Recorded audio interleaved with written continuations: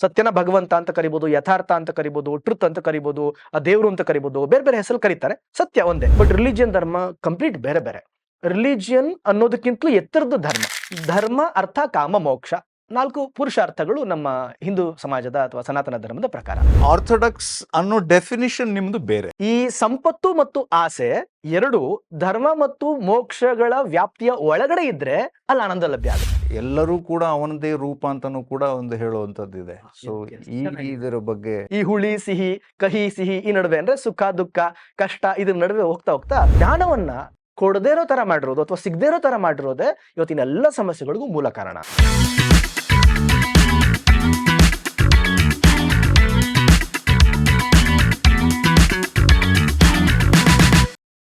ವಿವೇಕ, ವಿವೇಚನೆ, ಈ ಪದಗಳೆಲ್ಲ ಕೇಳೋದಕ್ಕೆ ಸುಲಭ. ಹಾಗೇನೆ ಈ ಪದದಿಂದ ಹುಟ್ಟಿದಂಥ ಒಬ್ಬ ಮಹಾನ್ ವ್ಯಕ್ತಿ ನಮ್ಮೆಲ್ರಿಗೂ ಕೂಡ ಸ್ಫೂರ್ತಿ ಅನ್ನೋದು ಕೂಡ ನಮ್ಗೆಲ್ರಿಗೂ ಗೊತ್ತಿದೆ. ಆದರೆ ಈ ವಿವೇಕದ ಹಿಂದಿನ ಒಂದಿಷ್ಟು ಚಿಂತನೆಯನ್ನ ಮಾಡೋಣ ಅನ್ನೋ ಯೋಚನೆ ಬಂದಾಗ ಇವತ್ತು ನಮ್ಮ dive deep with Badakila Pradeep ಕಾರ್ಯಕ್ರಮಕ್ಕೆ ಜೊತೆಯಾದವರು ನಿತ್ಯಾನಂದ ಅವರು. ನಮಸ್ಕಾರ. ಅವರು ವಿವೇಕ ವಂಶಿ ಅನ್ನುವಂಥ ಒಂದು ಸಂಸ್ಥೆಯನ್ನು ಕೂಡ ನಡೆಸ್ತಾ ಇದ್ದಾರೆ. ಸೊ ಈ ಸಂಸ್ಥೆಯ ಮೂಲಕ ಒಂದಿಷ್ಟು ವಿವೇಕವನ್ನ ಪ್ರಚೋದಿಸುವಂತಹ ಕೆಲಸವನ್ನ ಮಾಡ್ತಾ ಇದ್ದಾರೆ. ಅದು ಏನದು ಅನ್ನೋದನ್ನ ತಿಳ್ಕೊಳ್ಳೋಣ. ಅದಕ್ಕಿಂತ ಹೆಚ್ಚಾಗಿ ವಿವೇಕ ಅಂದ್ರೆ ಏನು ಅನ್ನೋದನ್ನ ಒಂದು ಚರ್ಚೆಯ ಮೂಲಕ ಒಂದಿಷ್ಟು ಹೊತ್ತಿನ ಮಾತುಗಳ ಮೂಲಕ ತಿಳಿಯೋದಕ್ಕೆ ಪ್ರಯತ್ನ ಪಡೋಣ. ಆದರೆ ಅದಕ್ಕಿಂತ ಮೊದಲೇ ನಾವು ಎಂದಿಗೂ ಮಾಡೋ ಥರಾನೇ ಅವರು ಬಂದಿದ್ದಕ್ಕೆ ಕೃತಜ್ಞತಾಪೂರ್ವಕವಾಗಿ ನಾವು ಅವರಿಗೆ ಭಗವದ್ಗೀತೆಯ ಒಂದು ಪ್ರತಿಯನ್ನ ಕೊಡೋದಕ್ಕಿದ್ದೇವೆ. ಇದು ನಮ್ಮ ಕಿರುಕಾಣಿಕೆ. ಆದರೆ ಅವನ ಒಂದು ಸಂದೇಶ ಅದಕ್ಕೆ ಬೆಲೆ ಕಟ್ಟೋದಕ್ಕಾಗೋದಿಲ್ಲ.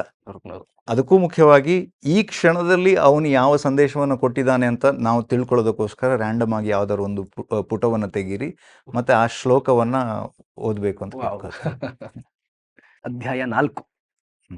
ಅಪಿ ಚೇದಸಿ ಪಾಪೇಭ್ಯ ಸರ್ವೇಭ್ಯ ಪಾಪಕೃತ್ತಮಃ ಸರ್ವಂ ಜ್ಞಾನಪ್ಲವೇನೈವ ವೃಜಿನಂ ಸಂತರಿಷ್ಯಸಿ.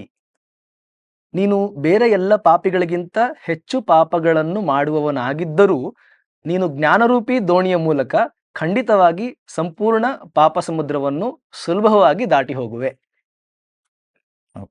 ಕಂಟಿನ್ಯೂಷನ್. ಅರ್ಜುನನೇ, ಪ್ರಜ್ವಲಿತನಾದ ಅಗ್ನಿಯು ಇಂಧನಗಳನ್ನು ಭಸ್ಮ ಮಾಡಿಬಿಡುವಂತೆ ಜ್ಞಾನರೂಪಿ ಅಗ್ನಿಯು ಸರ್ವ ಕರ್ಮಗಳನ್ನು ಬೂದಿ ಮಾಡಿ ಬಿಡುತ್ತದೆ. ಇದರ ಕಂಟಿನ್ಯೂಷನ್ ಫುಲ್ ಅರ್ಥ. ಬ್ಯೂಟಿಫುಲ್. ನಿಮ್ಗೆ ಅದು ಏನನ್ನ ಹೇಳ್ತಾ ಇದೆ ಈ ಕ್ಷಣದಲ್ಲಿ? ನನ್ಗನ್ಸಿದ್ದು, ನಾನು ಕರ್ಮವನ್ನ ತುಂಬಾ ಪ್ರಧಾನವಾಗಿ ನನ್ನ ಜೀವನದ ಭಾಗ ಮಾಡ್ಕೊಂಡಿದ್ದೀನಿ. ಜ್ಞಾನ, ನಾನು ತುಂಬಾ ಪುಸ್ತಕಗಳನ್ನ ಓದ್ತಿದ್ದೆ ಹಿಂದೆ. ಈಗ ತುಂಬಾ ಕಡಿಮೆ ಮಾಡಿದ್ದೀನಿ ಪುಸ್ತಕಗಳನ್ನ ಓದೋದು. ಅದು ಕಾರಣ ಕೆಲಸಗಳು. ಜೊತೆಗೆ ತುಂಬಾ ಹುಡುಕಾಟದ ಪ್ರವೃತ್ತಿ ಇತ್ತು ನನಗೆ ಜೀವನದ ಕುರಿತಂತೆ, ಸತ್ಯದ ಕುರಿತಂತೆ. ಹೀಗಾಗಿ ನಾನು ರಾಮಕೃಷ್ಣಾಶ್ರಮದಲ್ಲಿ 1 ವರ್ಷ ವಿದ್ಯಾಭ್ಯಾಸ ಮಾಡಬೇಕಾದ್ರೆ ತುಂಬಾ ಪುಸ್ತಕಗಳನ್ನ ಓದ್ತಿದ್ದೆ.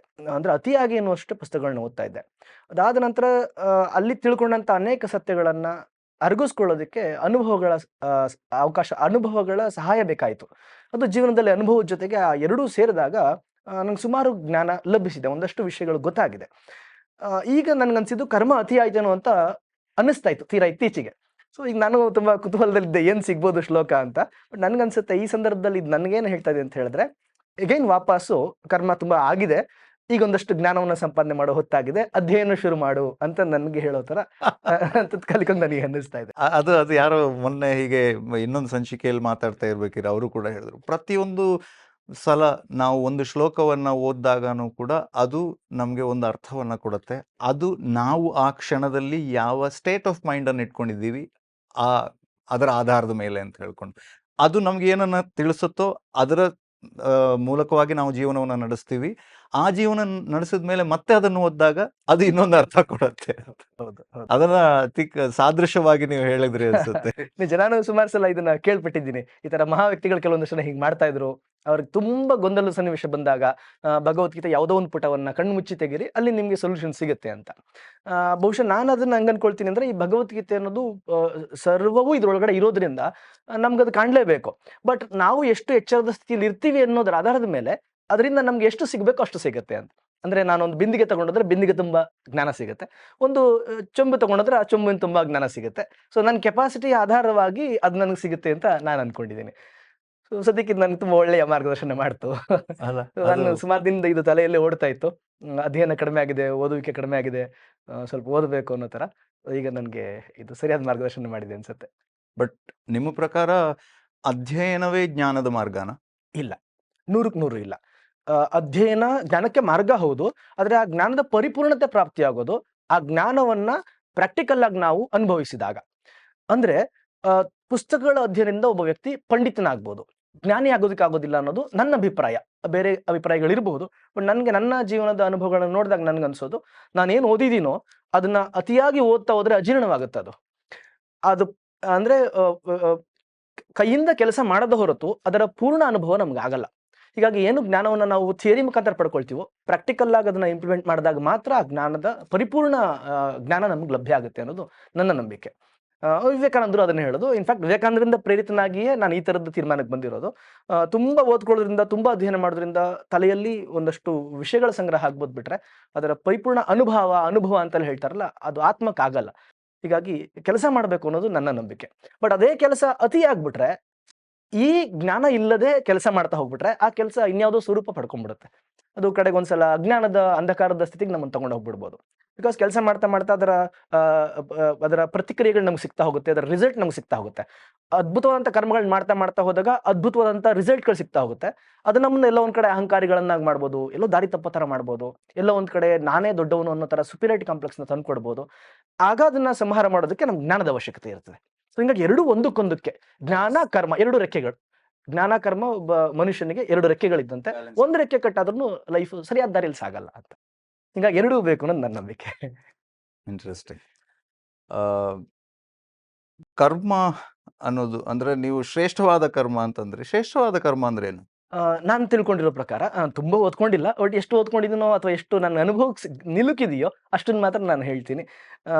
ಶ್ರೇಷ್ಠವಾದ ಕರ್ಮ ಯಾವುದು ಅಂತ ಹೇಳಿದ್ರೆ, ರಾಮಕೃಷ್ಣರ ಮಾತಲ್ಲಿ ಹೇಳ್ಬಿಡೋದಾದ್ರೆ ಅವ್ರು ಹೇಳ್ತಾರೆ, ಮನುಷ್ಯನಿಗೆ ಅನ್ನದಾನ ಮಾಡೋದು ತುಂಬಾ ಒಳ್ಳೆಯದು, ಅನ್ನವನ್ನು ಕೊಡ್ತಕ್ಕಂಥದ್ದು ತುಂಬಾ ಶ್ರೇಷ್ಠವಾದ ಕೆಲಸ ಅಂತ. ಆದ್ರೆ ಒಂದು ದಿನ ಅವ್ರು ಮೀನನ್ನ ಎಕ್ಸಾಂಪಲ್ ಆಗಿ ಕೊಡ್ತಾರೆ. ಅವರು ಬೆಂಗಾಳದವರಾಗಿದ್ದರಿಂದ ಕೋಸ್ಟಲ್ ಏರಿಯಾ, ಹಿಂಗಾಗಿ ಅಲ್ಲಿ ಮೀನು ಕಾಮನ್ ಫುಡ್. ಹಿಂಗಾಗಿ ಮೀನನ್ನ ಅವ್ರು ಎಕ್ಸಾಂಪಲ್ ಕೊಡ್ತಾರೆ. ಯಾರಾದ್ರೂ ಹಸಿವಿನಿಂದ ಬಂದ್ರೆ ನೀವು ಅವನಿಗೆ ಒಂದು ದಿನ ಮೀನು ಕೊಡ್ತೀರಾ, ತುಂಬಾ ಒಳ್ಳೆ ಕೆಲಸ, ಅದು ತುಂಬಾ ಪುಣ್ಯದ ಕಾರ್ಯ. ಆದ್ರೆ ಅವನಿಗೆ ಮತ್ತೆ ಹಸಿವಾಗೋದಕ್ಕೆ ಶುರುವಾಗುತ್ತೆ. ರಾತ್ರಿ ಬಂದು ಕೇಳ್ತಾನೆ, ಮತ್ತೆ ಮೀನು ಕೊಡ್ತೀರಾ, ರಾತ್ರಿ ತೃಪ್ತಿ ಆಗ್ತಾನೆ, ಮತ್ತೆ ಬೆಳಗ್ಗೆ ಮತ್ತೆ ಹಸಿವಾಗುತ್ತೆ. ಹೀಗೆ ಎಷ್ಟು ದಿನ ಅಂತ ಒಬ್ಬ ವ್ಯಕ್ತಿ ಇನ್ನೊಬ್ಬ ವ್ಯಕ್ತಿಗೆ ಆಹಾರವನ್ನ ಕೊಡ್ಲಿಕ್ಕೆ ಸಾಧ್ಯ ಇಲ್ಲ. ಹೀಗಾಗಿ ಅವನಿಗೆ ಮೀನು ಹಿಡಿಯೋ ವಿದ್ಯೆಯನ್ನು ಹೇಳ್ಕೊಟ್ಬಿಡೋದು. ಒಬ್ಬ ವ್ಯಕ್ತಿಗೆ ಹಸಿವಾದಾಗ ಮೀನು ಕೊಡೋದಕ್ಕಿಂತ ಮೀನು ಹಿಡಿಯುವ ವಿದ್ಯೆಯನ್ನು ಹೇಳ್ಕೊಡೋದು ತುಂಬಾ ಶ್ರೇಷ್ಠವಾದ ಕಾರ್ಯ ಅಂತ ಅನಿಸ್ಕೊಳ್ಳುತ್ತೆ.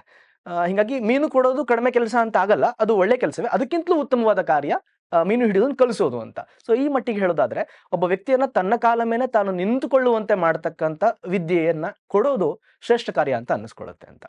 ಬಟ್ ಅದು ಕೂಡ ಅವನವನ ಅರ್ಹತಾನುಸಾರವಾಗಿ ಅಥವಾ ಅವನು ಜೀವನದ ಯಾವ ಹಂತದಲ್ಲಿ ಇದ್ದಾನೆ ಅನ್ನೋದ್ರ ಮೇಲೆ ಅವನಿಗೆ ಆ ಜ್ಞಾನವನ್ನ ಕೊಡಬೇಕಾಗತ್ತೆ. ಆ ಜ್ಞಾನವನ್ನ ಪಡಿತಕ್ಕಂಥ ಹಂತ ಬಂದಿಲ್ಲ ಅಂತಾದ್ರೆ ಅವನಿಗೆ ಊಟ ಕೊಡೋದೇ ಉತ್ತಮ ಕಾರ್ಯ. ಸೊ ಈ ಕಾರ್ಯ ಅನ್ನೋದು ಉತ್ತಮ ಕಾರ್ಯ, ಅಧಮ ಕಾರ್ಯ ಅನ್ನೋದು ಡಿಪೆಂಡ್ಸ್ ಆಗುತ್ತೆ. ಎಕ್ಸಾಂಪಲ್, ಒಬ್ಬ ವ್ಯಕ್ತಿ ಕೊಲೆ ಮಾಡಿದ್ರೆ ಅದು ಕೊಲೆ ಅಂತ ಅನ್ಸ್ಕೊಳುತ್ತೆ, ಯಾರನ್ನೊಬ್ರನ್ನ ಸಾಯಿಸಿದ್ರೆ. ಬಟ್ ಅದೇ ವ್ಯಕ್ತಿ ಒಬ್ಬ ಯೋಧನಾಗಿ ಬಾರ್ಡರ್ ನಿಂತು ಆ ಕೊಲೆಯನ್ನೇ ಮಾಡಿದ್ರೆ ಅದು ದೇಶ ಸೇವೆ ಅಂತ ಅನ್ಸ್ಕೊಳ್ಳುತ್ತೆ, ಅಥವಾ ದೇಶ ಪ್ರೇಮ ಅಂತ ಅನ್ಸ್ಕೊಳ್ಳುತ್ತೆ. ಸೊ ಎರಡೂ ಸೇಮ್ ಕೆಲಸ, ಬಟ್ ಇಲ್ಲಿ ಶ್ರೇಷ್ಠ ಕಾರ್ಯ ಅಂತ ಅನ್ಸ್ಕೊಳ್ಳುತ್ತೆ, ಇಲ್ಲಿ ಅಧಮ ಕಾರ್ಯ ಅಂತ ಅನ್ಸ್ಕೊಳ್ಳುತ್ತೆ. ಸೊ ಸಿಚುಯೇಷನ್ನು, ಸಂದರ್ಭ, ಅವನು ಯಾವ ಜಾಗದಲ್ಲಿದ್ದಾನೆ, ದೇಶ, ಕಾಲ, ಇವೆಲ್ಲವನ್ನು ಪರಿಗಣನೆಗಳು ಪಟ್ಟು ಒಂದು ಕೆಲಸ ಶ್ರೇಷ್ಠ ಅಥವಾ ಶ್ರೇಷ್ಠವಲ್ಲ ಅಂತ ಹೇಳ್ಬೋದು. ಆದ್ರೆ ಈ ವಿವೇಚನೆ ಏನಿದೆ, ನಾವು ಮತ್ತೆ ಅಲ್ಲಿಗೆ ಬಂದ್ವಿ, ವಿವೇಚನೆ ಬಂದ್ವಿ. ಯಾರಿಗೆ ಯಾವುದನ್ನ ಕಲಿಸ್ಬೇಕು, ಕೊಡಬೇಕು, ಅಥವಾ ಈ ದಾನದ ವಿಷಯ ನಾವೀಗ ಅಲ್ಲಿ ಇದ್ದ ಕಾರಣ ನಾನು ಅದನ್ನ ಹೇಳ್ತಿದ್ದೀನಿ. ಅಥವಾ ದಾನ ಅಂತ ಅನ್ನೋದು ಬಂದಾಗ ಅಲ್ಲಿ ಅಂದ್ರೆ ಅದು ಆ ವಿವೇಚನೆಯನ್ನು ಎಲ್ಲಿ ಹೇಗೆ ಪಡ್ಕೊಳ್ಳೋದು, ಮತ್ತೆ ಅದು ಹೇಗೆ ಆ ಒಂದು ಲೈನನ್ನು ನಾವು ಹೇಗೆ ಹೇಳ್ಕೊಳ್ಳೋದು, ಹುಡುಕಬಹುದು ಅಂತ. ವಿವೇಕ ಅಂದ್ರೆ ಸಾಮಾನ್ಯ ಅರ್ಥದಲ್ಲಿ ಹೇಳೋದಾದ್ರೆ, ವಿವೇಕ ಯಾವುದು ಒಳ್ಳೆಯದು ಮತ್ತು ಯಾವುದು ಕೆಟ್ಟದ್ದು ಅನ್ನೋದನ್ನ ತಿಳಿದುಕೊಳ್ಳುವಂತ ಸಾಮರ್ಥ್ಯ ವಿವೇಕ ಅಂತ. ಎರಡು ನೀಟಾಗಿ ಡಿಫ್ರೆನ್ಶಿಯೇಟ್ ಮಾಡೋದು, ಇದು ಒಳ್ಳೆಯದು, ಇದು ಕೆಟ್ಟದ್ದು ಅಂತ. ಅದನ್ನ ಅರ್ಥ ಮಾಡ್ಕೊಳ್ಳೋ ಸಾಮರ್ಥ್ಯನ ವಿವೇಕ ಅಂತ ಕರಿಬಹುದು. ಈ ವಿವೇಕ ಹೇಗಿರುತ್ತೆ ಅಂದ್ರೆ, ಒಂದು ಎಕ್ಸಾಂಪಲ್, ಒಂದು ಮಗುವಿಗೆ ಚಾಕ್ಲೇಟ್ ಕೇಳುತ್ತೆ ಮಗು. ಸಿಹಿ ಅದಕ್ಕೆ ತುಂಬಾ ಇಷ್ಟ. ತಂದೆಯಾದವನಿಗೆ ಆ ಸಂದರ್ಭದಲ್ಲಿ ಒಂದು ಕ್ವಶನ್, ವಿವೇಕನ ಅವನು ಉಪಯೋಗಿಸ್ಬೇಕಾಗತ್ತೆ. ಅವನೀಗ ಮಗುವಿಗೆ ತಿಂಡಿ ಕೊಟ್ರೆ, ಸಿಹಿ ತಿಂಡಿಯನ್ನು ಕೊಟ್ರೆ ಮಗು ತುಂಬಾ ಸಂತೋಷವಾಗುತ್ತೆ ಮತ್ತು ಆ ಮಗುವಿನ ಸಂತೋಷ ಅವನಿಗೆ ಮುಖ್ಯ. ಆದ್ರೆ ಆ ಸಂದರ್ಭದಲ್ಲಿ ಅವನು ಮಗುವಿನ ಇಷ್ಟವನ್ನ ಯೋಚನೆ ಮಾಡದೆ ಮಗುವಿನ ಹಿತವನ್ನು ಯೋಚನೆ ಮಾಡಿದ್ರೆ ಅವನು ಆ ಚಾಕ್ಲೇಟ್ ಕೊಡಲ್ಲ ಮಗುಗೆ. Because chocolate is injurious to health, ಹಲ್ಲು ಹಾಳಾಗುತ್ತೆ, ಅದ್ರ ಹೆಲ್ತ್ ಹಾಳಾಗುತ್ತೆ. ಹಿಂಗಾಗಿ ಮಗುವಿಗೆ ಚಾಕ್ಲೇಟ್ ಕೊಡದೇ ಇರದೆ ಸರಿಯಾದಂತ ನಿರ್ಧಾರವಾಗಿರುತ್ತೆ. ಮೇಲ್ನೋಟಕ್ಕೆ ಏನನ್ಸುತ್ತೆ, ಅಪ್ಪ ಮಗಳನ್ನ ಪ್ರೀತಿಸ್ತಾ ಇಲ್ಲ, ಅವನಿಗೆ ಇಷ್ಟವಾಗಿದ್ದನ್ನು ಕೊಡ್ತಾ ಇಲ್ಲ ಅಂತ. ಬಟ್ ಅಪ್ಪನ ವಿವೇಕ ಹೇಳ್ತಾ ಇದೆ, ಮಗು ಇಷ್ಟಪಟ್ಟಿದ್ದನ್ನು ಕೊಡಬಾರದು, ಮಗುಗೆ ಹಿತವಾಗಿರೋದನ್ನು ಕೊಡಬೇಕು ಅಂತ. ಸೊ ಮಗುಗೆ ಹಿತವಾಗಿರತಕ್ಕಂಥದ್ದು ಸಿಹಿ ಆಗಿಲ್ದಿರೋದ್ರಿಂದ ಆ ಅಪ್ಪ ಆ ಸಮಯದಲ್ಲಿ ತನ್ನ ವಿವೇಕವನ್ನು ಉಪಯೋಗಿಸಿ ಆ ಮಗುವಿಗೆ ಸಿಹಿ ಕೊಡಲ್ಲ. ಹಿಂಗಾಗಿ ವಿವೇಕ ಅನ್ನೋದು ತುಂಬಾ ಆಳವಾದ ಅರ್ಥವನ್ನು ಪಡ್ಕೊಳ್ಳುತ್ತೆ. ಯಾವುದು ಸರಿ ಯಾವುದು ತಪ್ಪು ಅಂತ ವಿವೇಚನೆ ಮಾಡಬೇಕಾದಂತ ಒಂದು ಅನಿವಾರ್ಯತೆಯನ್ನು ಸೃಷ್ಟಿ ಮಾಡುತ್ತೆ. ಫಸ್ಟ್ ಆಫ್ ಆಲ್, ಅಷ್ಟು ವಿವೇಕ ಅಥವಾ ವಿವೇಚನೆ ಇವತ್ತಿನ ಜನರೇಷನ್ನಲ್ಲಿ, ಇವತ್ತು ಮುಂದಿನ ಜನರೇಷನನ್ನ ಈಗ ಬೆಳೆಸುವ ಜನರೇಷನ್ ಏನಿದೆ, ಆ ಒಂದು ಜನರೇಷನ್ನಲ್ಲಿ ಆ ವಿವೇಕ ಇದೆಯಾ?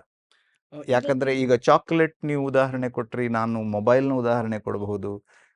ಆ ಮಗು ಗಲಾಟೆ ಮಾಡ್ತಿದ್ದ, ಆಯ್ತು ಸುಮ್ಮನೆ ಇರಲಿ ಅಂತ ಹೇಳ್ಕೊಂಡು ಅವ್ರ ಕೈಗೆ ಫೋನ್ ಕೊಟ್ಬಿಟ್ಟು ಅಥವಾ ಟ್ಯಾಬ್ ಕೊಟ್ಬಿಟ್ಟು ಆಟ ಆಡ್ತಾ ಇರತ್ತೆ ಅಥವಾ ರೀಲ್ಸ್ ನೋಡ್ತಾ ಇರತ್ತೆ. ಅದು ಏನೋ ಹೇಗ್ ಬೆಳೆಯುತ್ತೆ ಅನ್ನೋದ್ರ ಇದಿರಲ್ಲ, ಯಾಕಂದ್ರೆ ಅವರಿಗೆ ಒಂದು ಡಿಸ್ಟ್ರಾಕ್ಷನ್ ಬೇಕು. ಸೊ ಕೊಟ್ಬಿಡೋದು ಆ ಟೈಮಿಗೆ.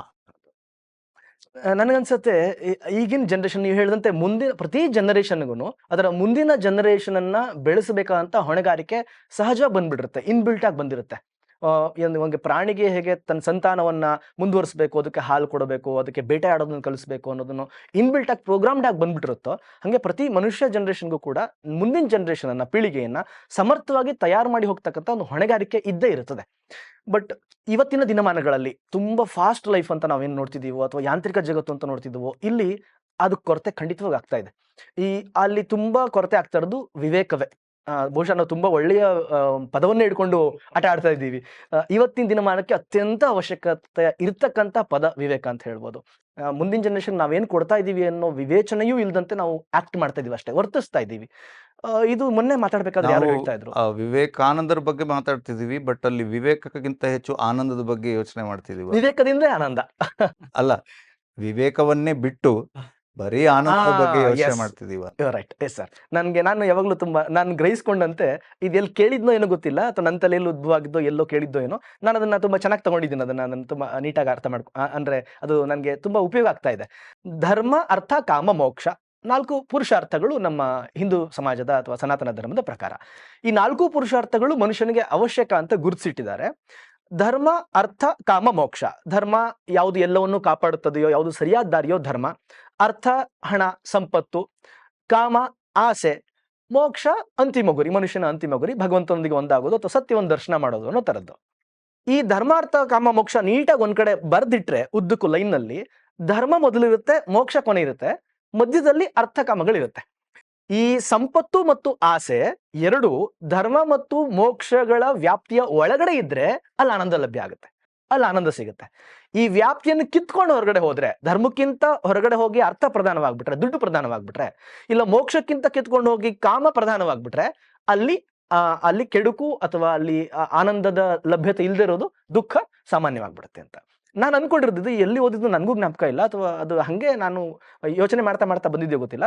ಬಟ್ ಈ ಸರಳವಾಗಿ ಹೇಳೋದಾದ್ರೆ ನನಗೆ ಈಗ ಒಂದು ಆಸೆ ಇದೆ. ಎಕ್ಸಾಂಪಲ್, ನನಗೆ ವಿರುದ್ಧ ಲಿಂಗಗಳ ಕುರಿತಂತೆ ಆಕರ್ಷಣೆ ಇರೋದು ಪ್ರಕೃತಿ ಸಹಜ, ಗಂಡು ಹೆಣ್ಣಿನ ಮೇಲೆ, ಹೆಣ್ಣು ಗಂಡಿನ ಮೇಲೆ. ಈ ಆಸೆಯನ್ನ ಮನುಷ್ಯ ತೀರಿಸಿಕೊಳ್ಳಬೇಕು, ಅವನ ಆಸೆಯನ್ನ ಪಡಲೇಬೇಕು, ಅನುಭವಿಸಲೇಬೇಕು. ಜ್ಞಾನ ಕಾರಣವಾಗಿಯೋ ಅಥವಾ ಅವನ ಆಸೆ ಕಾರಣಕ್ಕಾಗಿಯೋ ಅದನ್ನು ಅನುಭವಿಸಲೇಬೇಕು. ಇದು ಮೋಕ್ಷ ಮತ್ತು ಧರ್ಮದ ಚೌಕಟ್ಟಿನಲ್ಲಿ ಹೆಂಗ್ ಬರುತ್ತೆ ಅಂದ್ರೆ, ಮದುವೆಯ ಒಂದು ಸಂಸ್ಕಾರದ ಮುಖಾಂತರ ಅಥವಾ ಮದುವೆ ಅನ್ನುವಂತ ಒಂದು ಇನ್ಸ್ಟಿಟ್ಯೂಷನ್ ಮುಖಾಂತರ. ನೀವು ಮದುವೆಯಾಗಿ ನಿಮ್ಗೆ ಆಸೆಯನ್ನ ಅನುಭವಿಸಿ ಮತ್ತು ಸಂತಾನವನ್ನ ಮುಂದುವರಿಸಿ, ಯಾವುದೇ ಅಡ್ಡಿ ಇಲ್ಲ ಇದಕ್ಕೆ ಯಾವುದೇ ಒಂದು ಬ್ಯಾರಿಕೇಡ್ ನೀವು ಇದು ಮಾಡಂಗಿಲ್ಲ, ಹೀಗೆ ಮಾಡಂಗಿಲ್ಲ, ಆ ಥರದ್ದಿಲ್ಲ. ಬಟ್ ಅದೇ ಧರ್ಮದ ವಿರುದ್ಧವಾಗಿ ಮತ್ತೆ ಆ ಕೆಲಸ ಮಾಡಿದ ನಂತರ ಮೋಕ್ಷಕ್ಕೆ ದಾರಿ ಆಗ್ಲಿಲ್ಲ ಅಂದ್ರೆ ಅದು ತಪ್ಪಾಗುತ್ತೆ ಅಂತ, ಅದು ಆನಂದಕ್ಕೆ ಕಾರಣ ಆಗಿರೋದಿಲ್ಲ ಅಂತ. ಹಾಗೆ ಹಣ ಸಂಪಾದನೆ, ಹಣ ಸಂಪಾದನೆ ಮಾಡಬೇಕು, ಎಷ್ಟು ಸಂಪಾದನೆ ಮಾಡಬೇಕು, ಹೇಗೆ ಸಂಪಾದನೆ ಮಾಡಬೇಕು ಅಂದ್ರೆ ನಮ್ಗೆ ಇಷ್ಟ ಬಂದಷ್ಟು ಸಂಪಾದನೆ ಮಾಡೋಣ, ಧರ್ಮ ಮಾರ್ಗದಲ್ಲಿ. ಧರ್ಮವನ್ನ ಇಟ್ಕೊಂಡು ಇನ್ನೊಬ್ಬರಿಗೆ ಅನ್ಯಾಯ ಆಗದಿರೋ ತರ, ಇನ್ನೊಬ್ರಿಗೆ ತೊಂದರೆ ಆಗದಿರೋ ತರ ನಾವು ಹಣವನ್ನ ಸಂಪಾದನೆ ಮಾಡಿ ಆ ಹಣದಿಂದ ನಮ್ಮ ಆಸೆಗಳನ್ನ ಪೂರೈಸ್ಕೊಳ್ಳೋಕೆ ಸಾಧ್ಯವಾದ್ರೆ ಅದು ಮೋಕ್ಷದ ಕಡೆಗೆ ನಮ್ಮನ್ನು ಕರ್ಕೊಂಡು ಹೋಗುತ್ತೆ. ಮತ್ತು ಆ ಕಾಂಪೌಂಡ್ ಒಳಗಡೆ ಅದಿರುತ್ತೆ. ಇದ್ರೊಳಗಡೆ ಎಷ್ಟು ಆನಂದವನ್ನ ಅನುಭವಿಸಕ್ಕೆ ಸಾಧ್ಯವೋ ಅಷ್ಟನ್ನು ಅನುಭವಿಸಬಹುದು. ಮನುಷ್ಯನಿಗೆ ಈ ಅವಕಾಶವನ್ನ ಧರ್ಮ ಕೊಟ್ಟಿದೆ. ಬಟ್ ಇವತ್ತಿನ ಜನರೇಷನ್ ನಲ್ಲಿ ಅರ್ಥ ಮತ್ತು ಕಾಮಗಳೇ ವಿಜೃಂಭಿಸ್ತಾ ಇರೋದ್ರಿಂದ ಸಂಪತ್ತು ಮತ್ತು ಆಸೆಯನ್ನು ಪೂರೈಸ್ಕೊಳ್ಳೋಕೆ ಸಂಪತ್ತು ಬೇಕು, ಸಂಪತ್ತನ್ನು ಗಳಿಸೋದಕ್ಕೆ ಅಧರ್ಮ ಮಾಡಬೇಕು. ಬಟ್ ಈ ಎಲ್ಲ ಮಾಡೋ ಕೆಲಸಗಳು ಮೋಕ್ಷಕ್ಕೆ ದಾರಿ ಮಾಡಿಕೊಡದೆ ನಮ್ಮ ವಿಕಸನದ ಪ್ರೋಸೆಸ್ ಇಂದ ನಮ್ಮನ್ನು ಹಿಂದೆ ಕರ್ಕೊಂಡು ಹೋಗ್ತದೆ ವಾಪಸ್ಸು.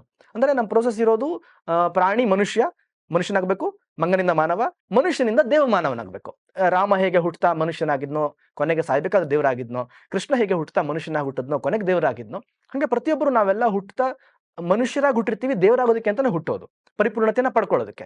ಬಟ್ ಈ ಪ್ರೋಸೆಸ್ ಅಲ್ಲಿ ವಾಪಸ್ ಹಿಂದಕ್ಕೆ ಹೋಗ್ತಾ ಇದೀವಿ, ಮೃಗಗಳಾಗ್ತಾ ಇದೀವಿ. ಸೊ ಧರ್ಮ ಅರ್ಥಗಳನ್ನ ಅರ್ಥ ಮತ್ತು ಕಾಮಗಳನ್ನ ವಿಜೃಂಭಿಸಿ ಧರ್ಮ ಮತ್ತು ಮೋಕ್ಷದ ಚೌಕಟ್ಟಿಯಿಂದ ಹೊರಗಡೆ ಹೋಗಿರೋದ್ರಿಂದಲೇ ಈ ಆನಂದ ನಮ್ಗೆ ಸಿಗ್ತಾ ಇಲ್ಲ. ಹಂಗೆ ಹೋಗೋದಕ್ಕೆ ಕಾರಣ ಆಗಿರೋದು ವಿವೇಕವನ್ನ ಕಳ್ಕೊಂಡಿರೋದೆ ಅಂತ ಅನ್ಸುತ್ತೆ. ನೀವು ಅಂದ್ರೆ ಮನುಷ್ಯನಾದವನು ಅಂದ್ರೆ ದೇವರಾಗೋದಕ್ಕೆ, ದೇವ ಮಾನವನಾಗೋದಕ್ಕೆ ಅವಕಾಶಗಳು ಇದೆ ಅಂತ ಹೇಳ್ತೀರಾ.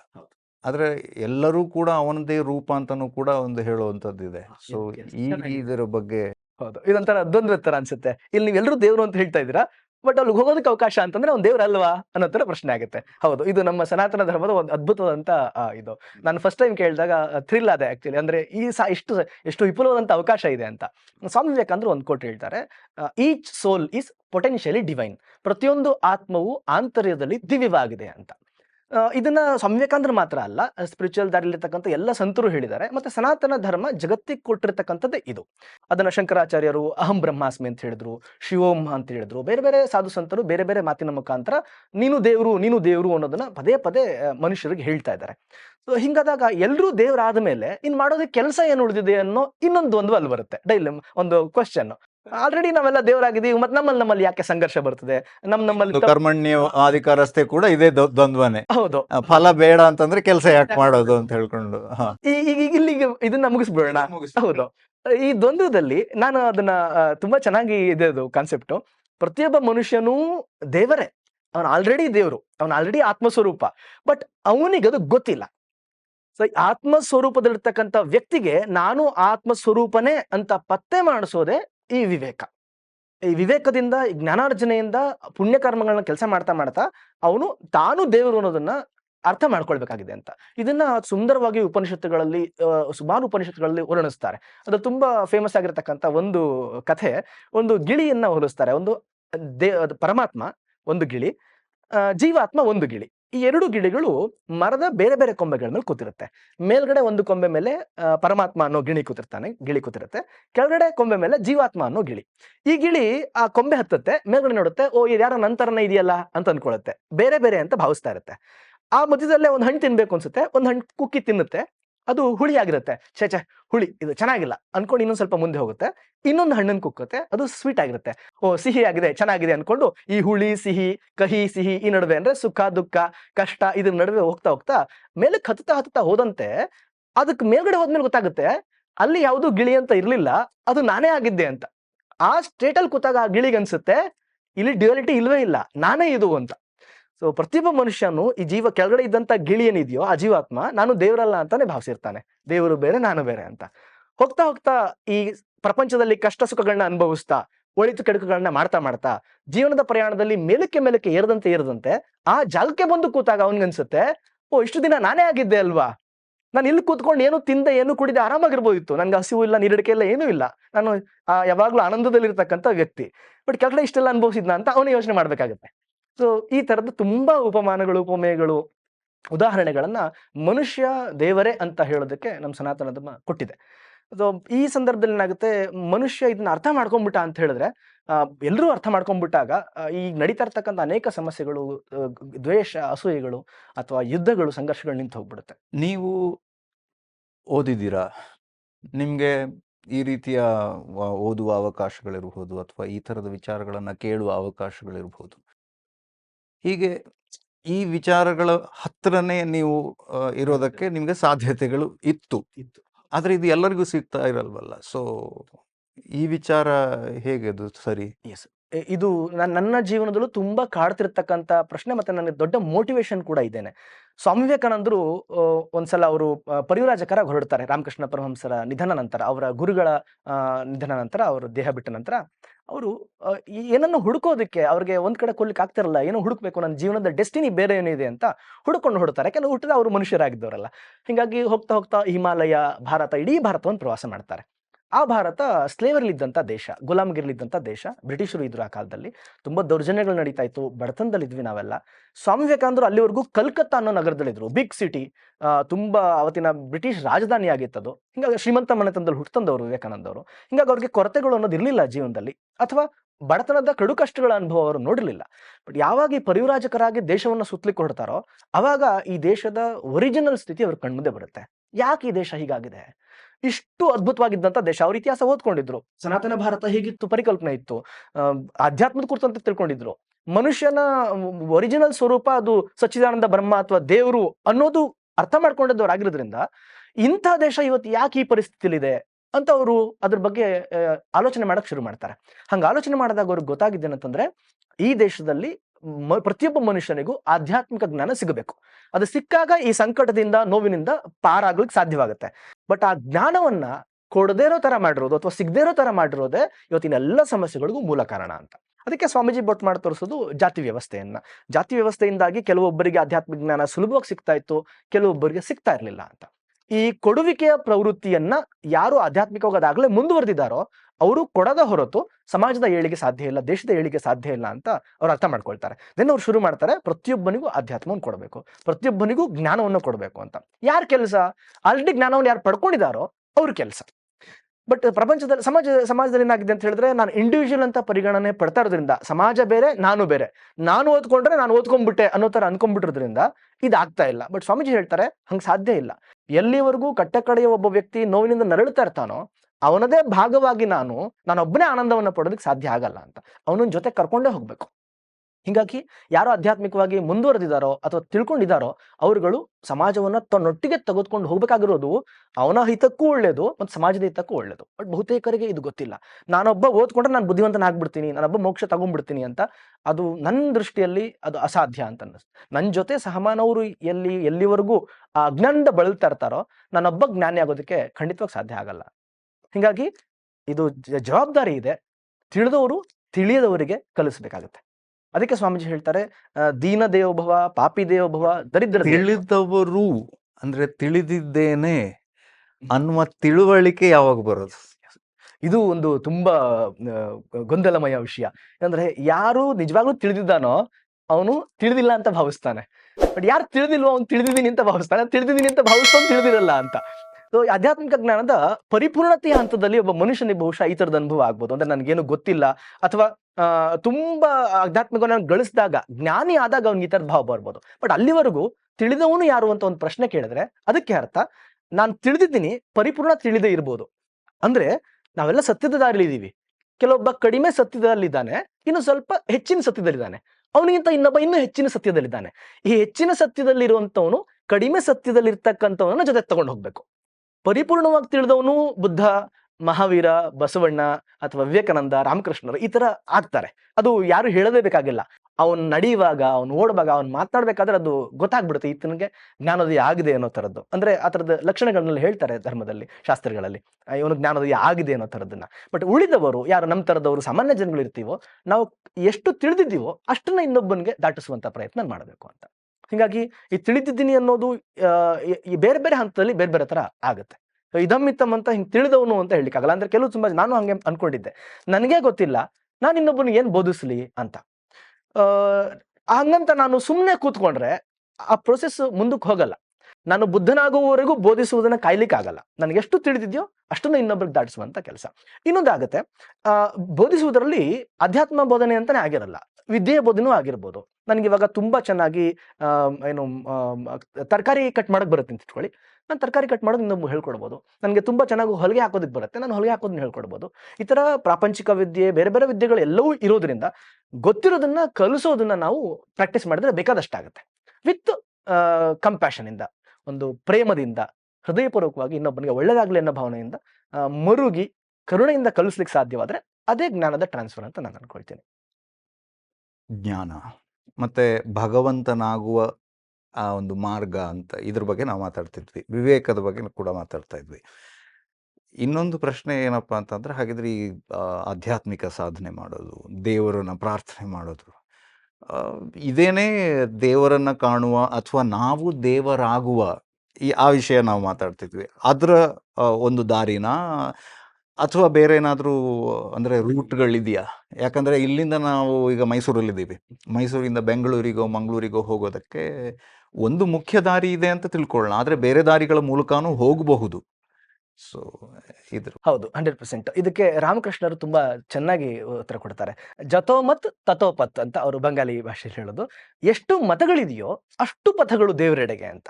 ಎಷ್ಟು ಮತಗಳು ಪ್ರಪಂಚದಲ್ಲಿದೆಯೋ, ಅಥವಾ ನಾನೇ ಒಂದು ನಾಳಿನ ಹೊಸ ಮತ ಹುಟ್ಟು ಹಾಕಿದ್ರೆ ನಂದು ಒಂದು ದಾರಿನೇ. ನನ್ನ ಮತಿಗೆ ತಕ್ಕ ಹಾಗಿರೋ ಮತ, ಮತಿಗೆ ಮತ ಹಾಗೆ ಹುಟ್ಟೋದು, ಬಟ್ ಅರಿವಿನಿಂದ ಕೂಡಿರ್ಬೇಕಾಗುತ್ತದು. ಬಟ್ ಇನ್ನೂ ಒಂದು ವಿಶೇಷ, ಈ ಸನಾತನ ಧರ್ಮ ಎಷ್ಟು ಆಪ್ಷನ್ಸ್ಗಳನ್ನ ಕೊಟ್ಬಿಟ್ಟಿದೆ, ಅಥವಾ ಎಷ್ಟು ವಿಸ್ತಾರವಂತ ವೇದಿಕೆನ ಕಲ್ಪಿಸ್ಕೊಟ್ಬಿಟ್ಟಿದೆ ಅಂತಂದ್ರೆ ಭಗವಂತನ ಇದಕ್ಕೆ ಹುಡುಕಾಟಕ್ಕೆ. ನೇರವಾಗಿಯೋ ವಕ್ರವಾಗಿಯೋ, ಈ ನದಿಗಳು ಹೇಗೆ ಸಾಗರವನ್ನ ಸೇರ್ಬೇಕಾದ್ರೆ ನೇರವಾಗಿಯೋ ವಕ್ರವಾಗಿಯೋ ಹರಿದು ಕೊನೆಗೊಮ್ಮೆ ಸಾಗರವನ್ನೇ ಸೇರ್ತದೆಯೋ, ಹಂಗೆ ಮನುಷ್ಯನು ಕೂಡ ನೇರವಾಗಿಯೋ ವಕ್ರವಾಗಿಯೋ, ಸರಿಯಾಗಿಯೋ ತಪ್ಪಾಗಿಯೋ ಅವ್ನ ಕಡೆಗೊಮ್ಮ ದಿನ ಭಗವಂತನ ಸೇರಲೇಬೇಕು ಅನ್ನೋ ತರ. ಹಿಂಗಾಗಿ ಅವ್ನು ಯಾವುದೇ ಪೂಜೆ ಮಾಡಿದ್ರು, ಯಾವುದೇ ಆಚರಣೆ ಮಾಡಿದ್ರು, ಏನೇ ಕೆಲಸ ಮಾಡಿದ್ರು ಅದು ಭಗವಂತನ ಕಡೆಗೆ ಹೋಗೋ ಮಾರ್ಗವೇ ಆಗಿರುತ್ತೆ ಅಂತ. ತುಂಬಾ ವಿಶಾಲ ಅರ್ಥ ಇದು. ಹಂಗ್ ನೋಡ್ಬಿಟ್ರೆ, ಆ ತರ ನೋಡಿದಾಗ ಕಳ್ಳ ಮಾಡ್ತಿರೋ ಕೆಲಸನೂ ಕೂಡ ಎಲ್ಲೋ ಒಂದ್ ಕಡೆ ಅವನನ್ನ ಅಲ್ಲಿ ಕರ್ಕೊಂಡು ಹೋಗೋತರ. ಅದಕ್ಕೆ ತುಂಬಾ ಚೆನ್ನಾಗಿ ಉದಾಹರಣೆ ಸಿಗುತ್ತೆ. ಕಳ್ಳ ಯಾಕೆ ಕಳ್ತನ ಮಾಡ್ತಾ ಇದ್ದಾನೆ ಅಂದ್ರೆ ಅವನಿಗೆ ಹಣದ ಕೊರತೆ ಆಗಿದೆ, ಅಥವಾ ಸಂಪತ್ತಿನ ಕೊರತೆ ಆಗಿದೆ. ಸಂಪತ್ತು ಅವನು ಯಾಕೆ ಬೇಕು ಅಂತ ಹೇಳಿದ್ರೆ ಅವನು ಸುಖದ ಕೊರತೆ ಆಗಿದೆ. ಸುಖವನ್ನ ಅನ್ವೇಷಣೆ ಮಾಡ್ತಾ ಮಾಡ್ತಾ ಅವನು ಕಳ್ತನ ಮಾಡ್ತಾ ಇದ್ದಾನೆ. ಬಟ್ ಆ ಸುಖ ಒರಿಜಿನಲ್ ಆಗಿ ಸಿಗೋದಿಲ್ಲ ಅಂತ ಹೇಳಿದ್ರೆ ಅದು ಆತ್ಮಾನಂದದಲ್ಲಿ ಮಾತ್ರ. ಆತ್ಮದಲ್ಲಿ ತಾನು ಭಗವಂತನಿಂದ ಬೇರೆಯಲ್ಲ ಅಂತ ಅವನಿಗೆ ಅರ್ಥವಾದಾಗ ಅವನಿಗೆ ಆ ಸುಖ ಸಿಗೋದು. ಅವನು ಆ ಸುಖ ಹುಡುಕ್ತಾ ಇದ್ದಾನೆ, ಬಟ್ ತಪ್ಪು ದಾರಿಯಲ್ಲಿ ಹುಡುಕ್ತಾ ಇದ್ದಾನೆ. ಒಬ್ಬ ಯೋಗಿ ಒಂದು ಬಂಡೆಯ ಮೇಲೆ ಕುತ್ಕೊಂಡು ತಪಸ್ ಮಾಡ್ತಾ ಇದ್ದಾನೆ, ಒಂದು ಗುಹೆಯ ಒಳಗಡೆ ಕುತ್ಕೊಂಡು ತಪಸ್ ಮಾಡ್ತಾ ಇದ್ದಾನೆ. ಅವನು ಸರಿಯಾದ ದಾರಿಯಿಂದ ಹುಡುಕ್ತಾ ಇದ್ದಾನೆ, ಬಟ್ ಅವನು ಹುಡುಕ್ತಾ ಇರೋದು ಅದನ್ನೇ. ಸೊ ಪ್ರಪಂಚದಲ್ಲಿಟ್ಟಿರುವಂತಹ ಪ್ರತಿಯೊಂದು ಜೀವಿಯು, ಪ್ರತಿಯೊಬ್ಬ ಮನುಷ್ಯನು ಕೂಡ ಆ ಸುಖದ ಹುಡುಕಾಟದಲ್ಲಿ ಸರಿಯಾದ ಕೆಲಸನೋ ತಪ್ಪು ಕೆಲಸನೋ ಮಾಡ್ತಾ ಇದ್ದಾನೆ. ಬಟ್ ಅಂತಿಮವಾಗಿ ಅವನ ಟಾರ್ಗೆಟ್ ಇರೋದೇನು ಅಂತ ಹೇಳಿದ್ರೆ ನಾನು ಭಗವಂತನಿಂದ ಬೇರೆ ಅಲ್ಲ ಅನ್ನೋದನ್ನ ಅರ್ಥ ಮಾಡ್ಕೊಳ್ಳೋದೇ ಆಗಿದೆ. ಅದು ಅಲ್ಲದೆ ದೇವರನ್ನ ಬೇರೆ ಬೇರೆ ಮಾರ್ಗದಲ್ಲಿ ಕರಿಬಹುದು ಅನ್ನೋ ತರ. ಅದಕ್ಕೆ ನಂಗೆ ತುಂಬಾ ಚೆನ್ನಾಗಿ ಜ್ಞಾಪಕ ಬರೋದು ಪ್ರಹ್ಲಾದ ಮತ್ತೆ ಹಿರಣ್ಯಕಶಿಪುದು. ನನ್ನ ಮಗಳು ಮೊನ್ನೆ ಆ ಪ್ರಶ್ನೆ ಕೇಳ್ಬಿಟ್ಲು. ನರಸಿಂಹ ಅವತಾರ ಅಂತ ಒಂದು ಮೂವಿ ಬರ್ತದೆ, ನೆಕ್ಸ್ಟ್ ವೀಕ್ ಏನೋ ರಿಲೀಸ್ ಆಗ್ತಾ ಇದೆ. ಆ ಮೂವಿಯಲ್ಲಿ ಅದು ಟ್ರೈಲರ್ ತೋರಿಸ್ತೆ ಮಗುಗೆ. ಭಕ್ತ ಪ್ರಹ್ಲಾದ ರಾಜ್ಕುಮಾರ್ದ ಹಿಂದೆ ನೋಡಿದ್ಲವಳು. ಕ್ವಶನ್ ಕೇಳಿದ್ಲು, ಅಪ್ಪ ಪ್ರಹ್ಲಾದನಿಗೆ ದೇವರು ಸಿಕ್ಕಿದ್ದು ಸರಿ, ಒಳ್ಳೇದು. ಯಾಕೆಂದ್ರೆ ಪ್ರಹ್ಲಾದ ದೇವರನ್ನ ಭಕ್ತಿಯಿಂದ ಆರಾಧಿಸ್ತಾ ಇದ್ದ, ಪೂಜೆ ಮಾಡ್ತಾ ಇದ್ದ, ಹಿಂಗಾಗಿ ದೇವರು ಅವನಿಗೆ ಕಂಡಿದ್ದು ನ್ಯಾಯ. ಬಟ್ ಹಿರಣ್ಯಕಶಿಪು ಅವರ ಅಪ್ಪ ರಾಕ್ಷಸ, ವಿಲನ್, ಅವನಿಗೆ ಹೆಂಗೆ ಅವನು ಕಂಡ ಅಲ್ವಾ, ದೇವರು ಅವನಿಗೆ ಸಿಕ್ಬಿಟ್ನಲ್ಲ ಅಂತ. ನಾನು ಈ ಬಗ್ಗೆ ಸ್ವಲ್ಪ ಓದ್ಕೊಂಡಿದ್ರಿಂದ ನಂಗೆ ಉತ್ತರ ಕೊಡ್ಲಿಕ್ಕೆ ಸಾಧ್ಯ ಆಯ್ತು. ಇಲ್ಲಾಂದ್ರೆ ಮಕ್ಳ ಕ್ವಶನ್ ಬಹಳ ಆಳವಾಗಿರುತ್ತೆ. ಹೌದು, ತುಂಬಾ ಏನು ಜಿನೈನ್ ಕ್ವಶನ್ ಹೇಳಿ ಕೇಳ್ಬಿಡ್ತಾರೆ. ನಾನು ಅವಾಗ ಹೇಳಿದೆ ಅವಳಿಗೆ, ನನ್ನ ಮಗು ವಿರೋಧ ಭಕ್ತಿ, ಇವನು ಪ್ರೀತಿಯಿಂದ ಕರೆದ, ಅವನು ದ್ವೇಷದಿಂದ ಕರೆದ. ಬಟ್ ಕರೆದಿದ್ದಂತೂ ಹೌದು. ಇವನು ನರಸಿಂಹ ನಾರಾಯಣ ನೀನು ನೋಡ್ಬೇಕಪ್ಪ, ನಿನ್ ದರ್ಶನದಿಂದ ನಾನು ಪಾವನನಾಗ್ತೀನಿ, ಆನಂದನಾಗ್ತೀನಿ ಅಂತ ಹೇಳಿ ಅವ್ನು ಕರೀತಾ ಇದ್ದ. ನಾರಾಯಣ ಅವನಿಗೆ ದರ್ಶನ ಕೊಟ್ಟ. ಈ ಕಡೆ ಹಿರಣ್ಯಕಶಿಪು ಅವನನ್ನು ಸಂಹಾರ ಮಾಡಬೇಕು, ನನ್ನ ತಮ್ಮನ್ ಕೊಂದವನು ಇವನು, ನಮ್ ದಾನವರಿಗೆ ಶತ್ರು ಇವನು ಅಂತ ಹೇಳಿ ಪದೇ ಪದೇ ನಾರಾಯಣ ನಾರಾಯಣ, ಕನಸಲ್ಲೂ ನಾರಾಯಣ, ಮನಸ್ಸಲ್ಲೂ ನಾರಾಯಣ, ದೇವ್ರನ್ನ ಕರೀತಾ ಇದ್ದ. ವಿರೋಧ ಭಕ್ತಿ. ಸೊ ಹಿಂಗಾಗಿ ಅವನಿಗೂ ಪ್ರತ್ಯಕ್ಷ ಆದ ದೇವರು ಅಂತ. ಸೊ ಒಟ್ಟಲ್ಲಿ ಭಕ್ತಿ ದೇವರನ್ನ ಹೇಗ್ ಕರೆದ್ರು ಚಿಂತೆ ಎಲ್ಲ ಕರಿಬೇಕು ಅಂತ. ಇನ್ನೊಂದು ಯಾವುದೋ ಉದಾಹರಣೆ ಬರುತ್ತಾ, ಶಿಶುಪಾಲನ ಇದ್ರಲ್ಲೂ ಕೂಡ ಒಂದು ರೀತಿ ಅದೇ ಬರುತ್ತಲ್ಲ. ನನ್ಗೆ ಅದ್ರ ಬಗ್ಗೆ ಮಾಹಿತಿ. ಎಷ್ಟೋ ಸಲ ಕೃಷ್ಣನ ನಿಂದನೆ ಮಾಡ್ಕೊಂಡು ಅದೇ ಅವರು ಹುಟ್ಟಬೇಕಾದ್ರೆ ಜಯ ವಿಜಯರು, ವೈಕುಂಠದ ದ್ವಾರಪಾಲಕರಾಗಿರೋ ಜಯ ವಿಜಯರಿಗೆ, ನೀವು ಮಿತ್ರರಾಗಿ 7 ಜನ್ಮಗಳ ಕಾಲ ಭೂಮಿಲಿ ಇರ್ತಿರೋ, ಏನೋ ತಪ್ಪು ಮಾಡಿ ಶಾಪಗ್ರಸ್ತರಾಗ್ಬಿಟ್ಟಿರ್ತಾರೆ. ಮಿತ್ರರಾಗಿ 7 ಜನ್ಮ ಹೋಗಿ ಬರ್ತಿರೋ ಭೂಮಿಗೆ, ಇಲ್ಲ ಶತ್ರುಗಳಾಗಿ 3 ಜನ್ಮ ಎತ್ತು ಬರ್ತಿರೋ ಅಂತ ಅವರು ಚೂಸ್ ಮಾಡ್ತಾರೆ. ಇನ್ನ ಶತ್ರುಗಳಾಗಿ 3 ಜನ್ಮ ಇರ್ತೀನಿ, ಪರವಾಗಿಲ್ಲ, ಬೇಗ ಬರ್ಬೇಕು ನಾನು ಒಟ್ಟಿನಲ್ಲಿ, ತುಂಬಾ ದೂರ ಇರ್ಲಿಕ್ಕೆ ಆಗಲ್ಲ ನಿನ್ನಿಂದ ಅಂತ. ಅದೆಲ್ಲ ಸಿಂಬಾಲಿಕ್ ಆಗಿರುತ್ತೆ. ಆತ್ಮನಿಂದ ದೂರ ಹೊರಟ್ರಂತ ಜೀವಾತ್ಮ ಹಪಾಪಿಸೋ ಬಗೆ ಅದು. ಭಗವಂತನಿಂದ ದೂರ ಆಗ್ಲಿಕ್ಕೆ ಇಷ್ಟ ಆಗಲ್ಲ ಅಂದ್ರೆ ಆತ್ಮಾನಂದದಿಂದ ದೂರ ಆಗ್ಲಿಕ್ಕೆ ಇಷ್ಟ ಆಗಲ್ಲ ಅಂತ. ಹಿಂಗಾಗಿ 3 ಜನ್ಮ ಅವರು ಭೂಮಿ ಮೇಲೆ ಹುಡ್ತಾರೆ ಅಂತ. ಇನ್ನೊಂದು ಕತೆ ತುಂಬಾ ಚೆನ್ನಾಗಿದೆ. ಈ ಕತೆ ಹೆಂಗಿದೆ ಅಂದ್ರೆ, ಇಬ್ರು ಭಕ್ತರು ಇರ್ತಾರೆ. ಒಬ್ಬ ಭಕ್ತ ಇರ್ತಾನೆ, ಅವನು ಹರಿಭಕ್ತ. ಹರ್ನ ಅನ್ಕೊಂಡ್ರೆ ಅವನಿಗೆ ಆಗಲ್ಲ. ಹರಿಭಕ್ತ, ಭಕ್ತಿಯಲ್ಲಿ ತುಂಬಾ ಏಕಾಗ್ರತೆ ಇದ್ದ ವ್ಯಕ್ತಿ, ಏಕನಿಷ್ಠೆ ಇರ್ತಕ್ಕಂಥ ವ್ಯಕ್ತಿ. ಹರಿಯನ್ ಬಿಟ್ಟು ಹರನ್ ಪೂಜೆ ಮಾಡಲ್ಲ. ಆದ್ರೆ ದುರಂತ ಏನಂದ್ರೆ ಅವನೆಲ್ಲ ಒಂದ್ ಕಡೆ ಹೋಗಿರ್ತಾನೆ ಯಾವುದೋ ಒಂದು ಊರಲ್ಲಿ, ಅವನಿಗೆ ಸಿಗೋ ವಿಗ್ರಹ ಹೇಗಿರುತ್ತೆ ಅಂತ ಹೇಳಿದ್ರೆ ಅಲ್ಲಿ ಅರ್ಧ ಹರಿ ಅರ್ಧ ಹರ. ಈ ಯಾರು ಪೂಜೆ ಮಾಡೋದು ಇವಾಗ? ವಿಗ್ರಹ ಒಂದೇ, ಈ ಕಡೆಯಿಂದ ಅರ್ಧ ಹರಿ, ಈ ಕಡೆ. ಇವನು ಏನ್ ಮಾಡ್ದ, ಪೂಜೆ ಮಾಡ್ಲಿಕ್ಕೆ ಶುರು ಮಾಡ್ದ.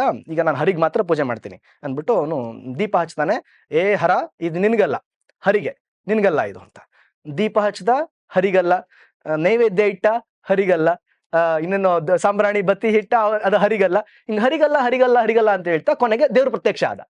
ಪ್ರತ್ಯಕ್ಷ ಆಗಿ ದೇವ್ರು ಯಾವ್ದು ಅಂತ ಹೇಳಿದ್ರೆ ಹರಿ ಅಲ್ಲ, ಹರ. ನಾನಲ್ಲಪ್ಪ, ನಾನು ಹರನಿಗಲ್ಲ ಅಂತ ಹೇಳ್ತಾ ಇದ್ದಿದ್ದು. ಸೊ ನಾನು ಹರಿಗೆ ಪೂಜೆ ಮಾಡಿದೆಪ್ಪ, ನೀನ್ ಯಾಕೆ ಪ್ರತ್ಯಕ್ಷ ಆದೆ ಅಂದ್ರೆ, ಅಲ್ಲಪ್ಪ ನೀನು ಪ್ರತಿ ಪೂಜೆ ಮಾಡೋ ಇದ್ರಲ್ಲೂ ಹಂತದಲ್ಲೂ ನೀನ್ ನನ್ನನ್ನೇ ಜ್ಞಾಪಿಸ್ಕೊಳ್ತಾ ಇದ್ದೆ. ನೀನ್ ನನ್ನನ್ನ ಹೇಗ್ ಜ್ಞಾಪಿಸ್ಕೊಂಡೆ ಅನ್ನೋದು ನನ್ಗೆ ಮುಖ್ಯ ಆಗಲ್ಲ, ನೀನ್ ನನ್ಗೆ ಜ್ಞಾಪಿಸ್ಕೊಂಡ, ಇದು ಇಂಪಾರ್ಟೆಂಟ್ ಅಂತ. ಹಿಂಗಾಗಿ ಪ್ರಪಂಚದ ಎಲ್ಲರೂ ಕೂಡ ಎಲ್ಲೋ ಒಂದ್ ಕಡೆ ಭಗವಂತನನ್ನೇ ಹುಡ್ಕೋದಕ್ಕೆ, ಆ ಸುಖ ಅನ್ನೋದನ್ನ ಭಗವಂತ ಅಂತ ನಾವು ಇದ್ ಮಾಡ್ಕೊಂಡ್ರೆ, ಅಂದ್ರೆ ಭಗವಂತನಲ್ಲೇ ಅಂತಿಮ ಸುಖ ಅಂತ ನಮಗೆ ಗೊತ್ತಿರೋದು. ಆದ್ರೆ ನಾವು ಏನು ಸುಖವನ್ನ ಅನ್ವೇಷಣೆ ಮಾಡ್ತಾ ಇದೀವೋ ಆ ಸುಖಾನ್ವೇಷಣೆಗೋಸ್ಕರವೇ ನಾವು ಮಾಡ್ತಾರೋ ಎಲ್ಲ ಕೆಲಸವು. ಹಿಂಗಾಗಿ ನೇರವಾಗಿಯೋ ವಕ್ರವಾಗಿಯೋ, ಸರಿಯಾಗಿಯೋ ತಪ್ಪಾಗಿಯೋ, ಯಾವ ರೂಟಲ್ಲಿ ನಾವು ಹೋಗ್ತಾ ಇದ್ರು ಅದರ ಟಾರ್ಗೆಟ್, ಡೆಸ್ಟಿನೇಷನ್ ಭಗವಂತನೇ, ಅಥವಾ ನಾನು ಭಗವಂತನಿಂದ ಬೇರೆ ಅಲ್ಲ ಅನ್ನೋ ಜ್ಞಾನವನ್ನ ಗಳಿಸ್ಕೊಳ್ಳೋದೇ ಆಗಿದೆ. ಈ ಜ್ಞಾನ ಗಳಿಕೆಯಲ್ಲಿ ಈಗಿನ ಪರಿಸ್ಥಿತಿ ಯಾವ ತರ ಇದೆ, ಮತ್ತೆ ನಾವು ಹೇಗೆ ಅದರ ಬಗ್ಗೆ ಪ್ರಯತ್ನಗಳನ್ನ ಮಾಡಬಹುದು? ನಾನು ಒಬ್ಬ ಸಾಮಾನ್ಯ ವ್ಯಕ್ತಿಯಾಗಿ ಹಿಂದಿನ ಪ್ರಶ್ನೆ ಇದೇ ತರ ಸಂಬಂಧಿಸಿತ್ತು. ಇವತ್ತಿನ ಜನರೇಷನ್ ನಲ್ಲಿ ಇದನ್ನ ಹೆಂಗೆ ತಗೊಂಡೋಗೋದು ಅನ್ನೋದು. ಒಂದು ವಿವೇಕಾನಂದರು ತುಂಬಾ ಹೇಳ್ತಾರೆ, ನಮ್ಮ ಪರಿಸ್ಥಿತಿ ಇವತ್ತು ಹೇಗಿದೆ ಅಂತ ಹೇಳಿದ್ರೆ, ಎಲ್ಲ ಕಡೆ ನಾಸ್ತಿಕತೆ ಆಗ್ಬೋದು, ಅಥವಾ ಅನಾಚಾರಗಳಾಗ್ಬೋದು, ಅತ್ಯಾಚಾರಗಳಾಗ್ಬೋದು, ಎಲ್ಲ ಕಡೆ. ಮತ್ತೆ ಇಲ್ಲಿ ಅಲ್ಲಿ ಅಂತ ಹೇಳಿಕ್ಕಾಗಲ್ಲ, ಇದು ಅದು ಕಲಿಯುಗದಲ್ಲಿ ನಮ್ಮೊಳಗಡೆ ಸೇರ್ಕೊಂಡಿದೆ ಅನ್ನೋ ತರ. ಹೀಗಾಗಿ ನಮಗೂ ಅನುಭವಕ್ಕೆ ಬರ್ತಾ ಇರುತ್ತೆ, ನಮ್ಮೊಳಗಡೆ ಒಳ್ಳೇದು ಕೆಟ್ಟದ್ದು ಎರಡು ಹುಟ್ಟುತ್ತೆ, ಎರಡು ಸಂಘರ್ಷ ಮಾಡುತ್ತೆ.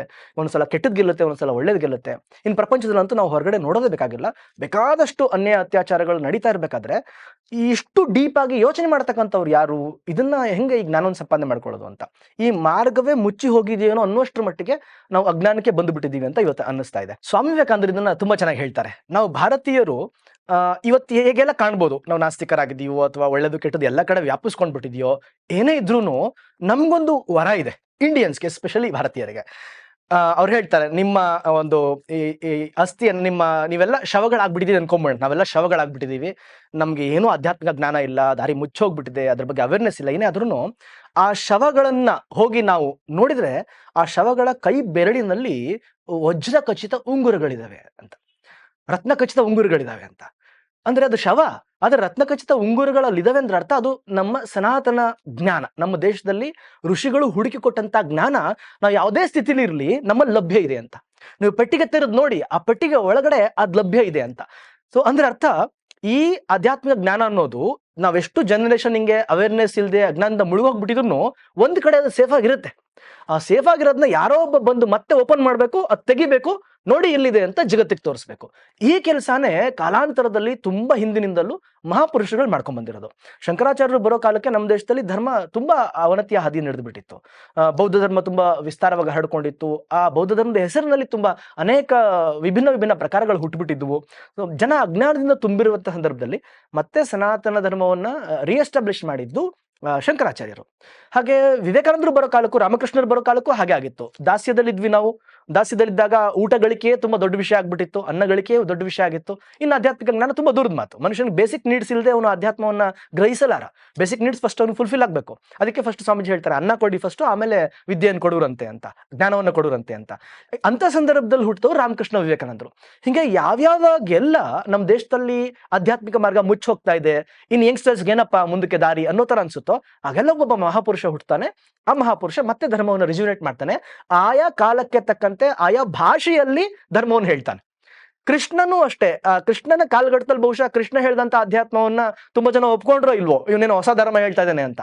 ಬಟ್ ಕೃಷ್ಣ ಹೇಳದಂತೆ ನಾನು ಹೊಸ ಧರ್ಮವನ್ನೇ ಹೇಳ್ತಾ ಇದ್ದೀನಿ, ಹಳೆಯ ಧರ್ಮವನ್ನ ಹೊಸ ಭಾಷೆಯಲ್ಲಿ ಹೇಳ್ತಾ ಇದ್ದೀನಿ ಅಂತ.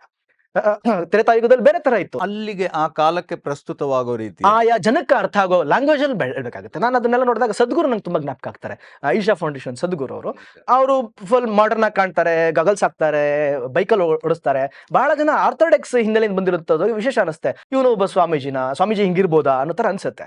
ಬಟ್ ಧರ್ಮ ಇರೋದೇ ಹೀಗೇನೆ, ಆಯಾ ಕಾಲಘಟ್ಟಕ್ಕೆ ಆಯಾ ಜನರೇಷನ್ಗೆ ಬೇಕಾಗುವಂತನೇ ಆ ಧರ್ಮಗುರು ಅಥವಾ ಧರ್ಮವನ್ನು ತಿಳಿದವನು ಬರ್ಬೇಕಾಗತ್ತೆ. ಹರಿಯುವ ನೀರಿನ ಹಾಗೆ, ಎಕ್ಸಾಕ್ಟ್ಲಿ. ಇಲ್ಲದಿದ್ರೆ ಪಾಚಿಗಳು. ಎಲ್ಲಿ ಅದು ನಿಲ್ಲುತ್ತೋ ಅಲ್ಲಿ ಹಾಳಾಗೋಕ್ ಶುರು ಆಗ್ಬಿಡುತ್ತೆ. ನಮ್ ಧರ್ಮದ ಸ್ಪೆಷಾಲಿಟಿ ಏನಂದ್ರೆ ಇದಕ್ಕೆ ಆದಿ ಇಲ್ಲ ಅಂತ್ಯವಿಲ್ಲ. ಇವನ್ ಹೇಳಿದ್ ಲಾಸ್ಟ್ ಅಂತ ಎಲ್ಲೂ ಇಲ್ಲ. ಕೃಷ್ಣ ಹೇಳಿದಕ್ಕೆ ನಾನೊಂದು ಚಾಪ್ಟರ್ ಆಡ್ ಮಾಡ್ಬೋದು, ಕೃಷ್ಣ ಹೇಳಿರೋ ಒಂದು ಚಾಪ್ಟರ್ ತೆಗಿಬಹುದು. ಈ ಸ್ವತಂತ್ರ ಸರಿನೋ ತಪ್ಪು ಬೇರೆ ಪ್ರಶ್ನೆ, ಬಟ್ ಈ ಸ್ವಾತಂತ್ರ್ಯನಂತೂ ಹಿಂದೂ ಧರ್ಮ ಕೊಟ್ಟಿದೆ, ಸನಾತನ ಧರ್ಮ ಕೊಟ್ಟಿದೆ.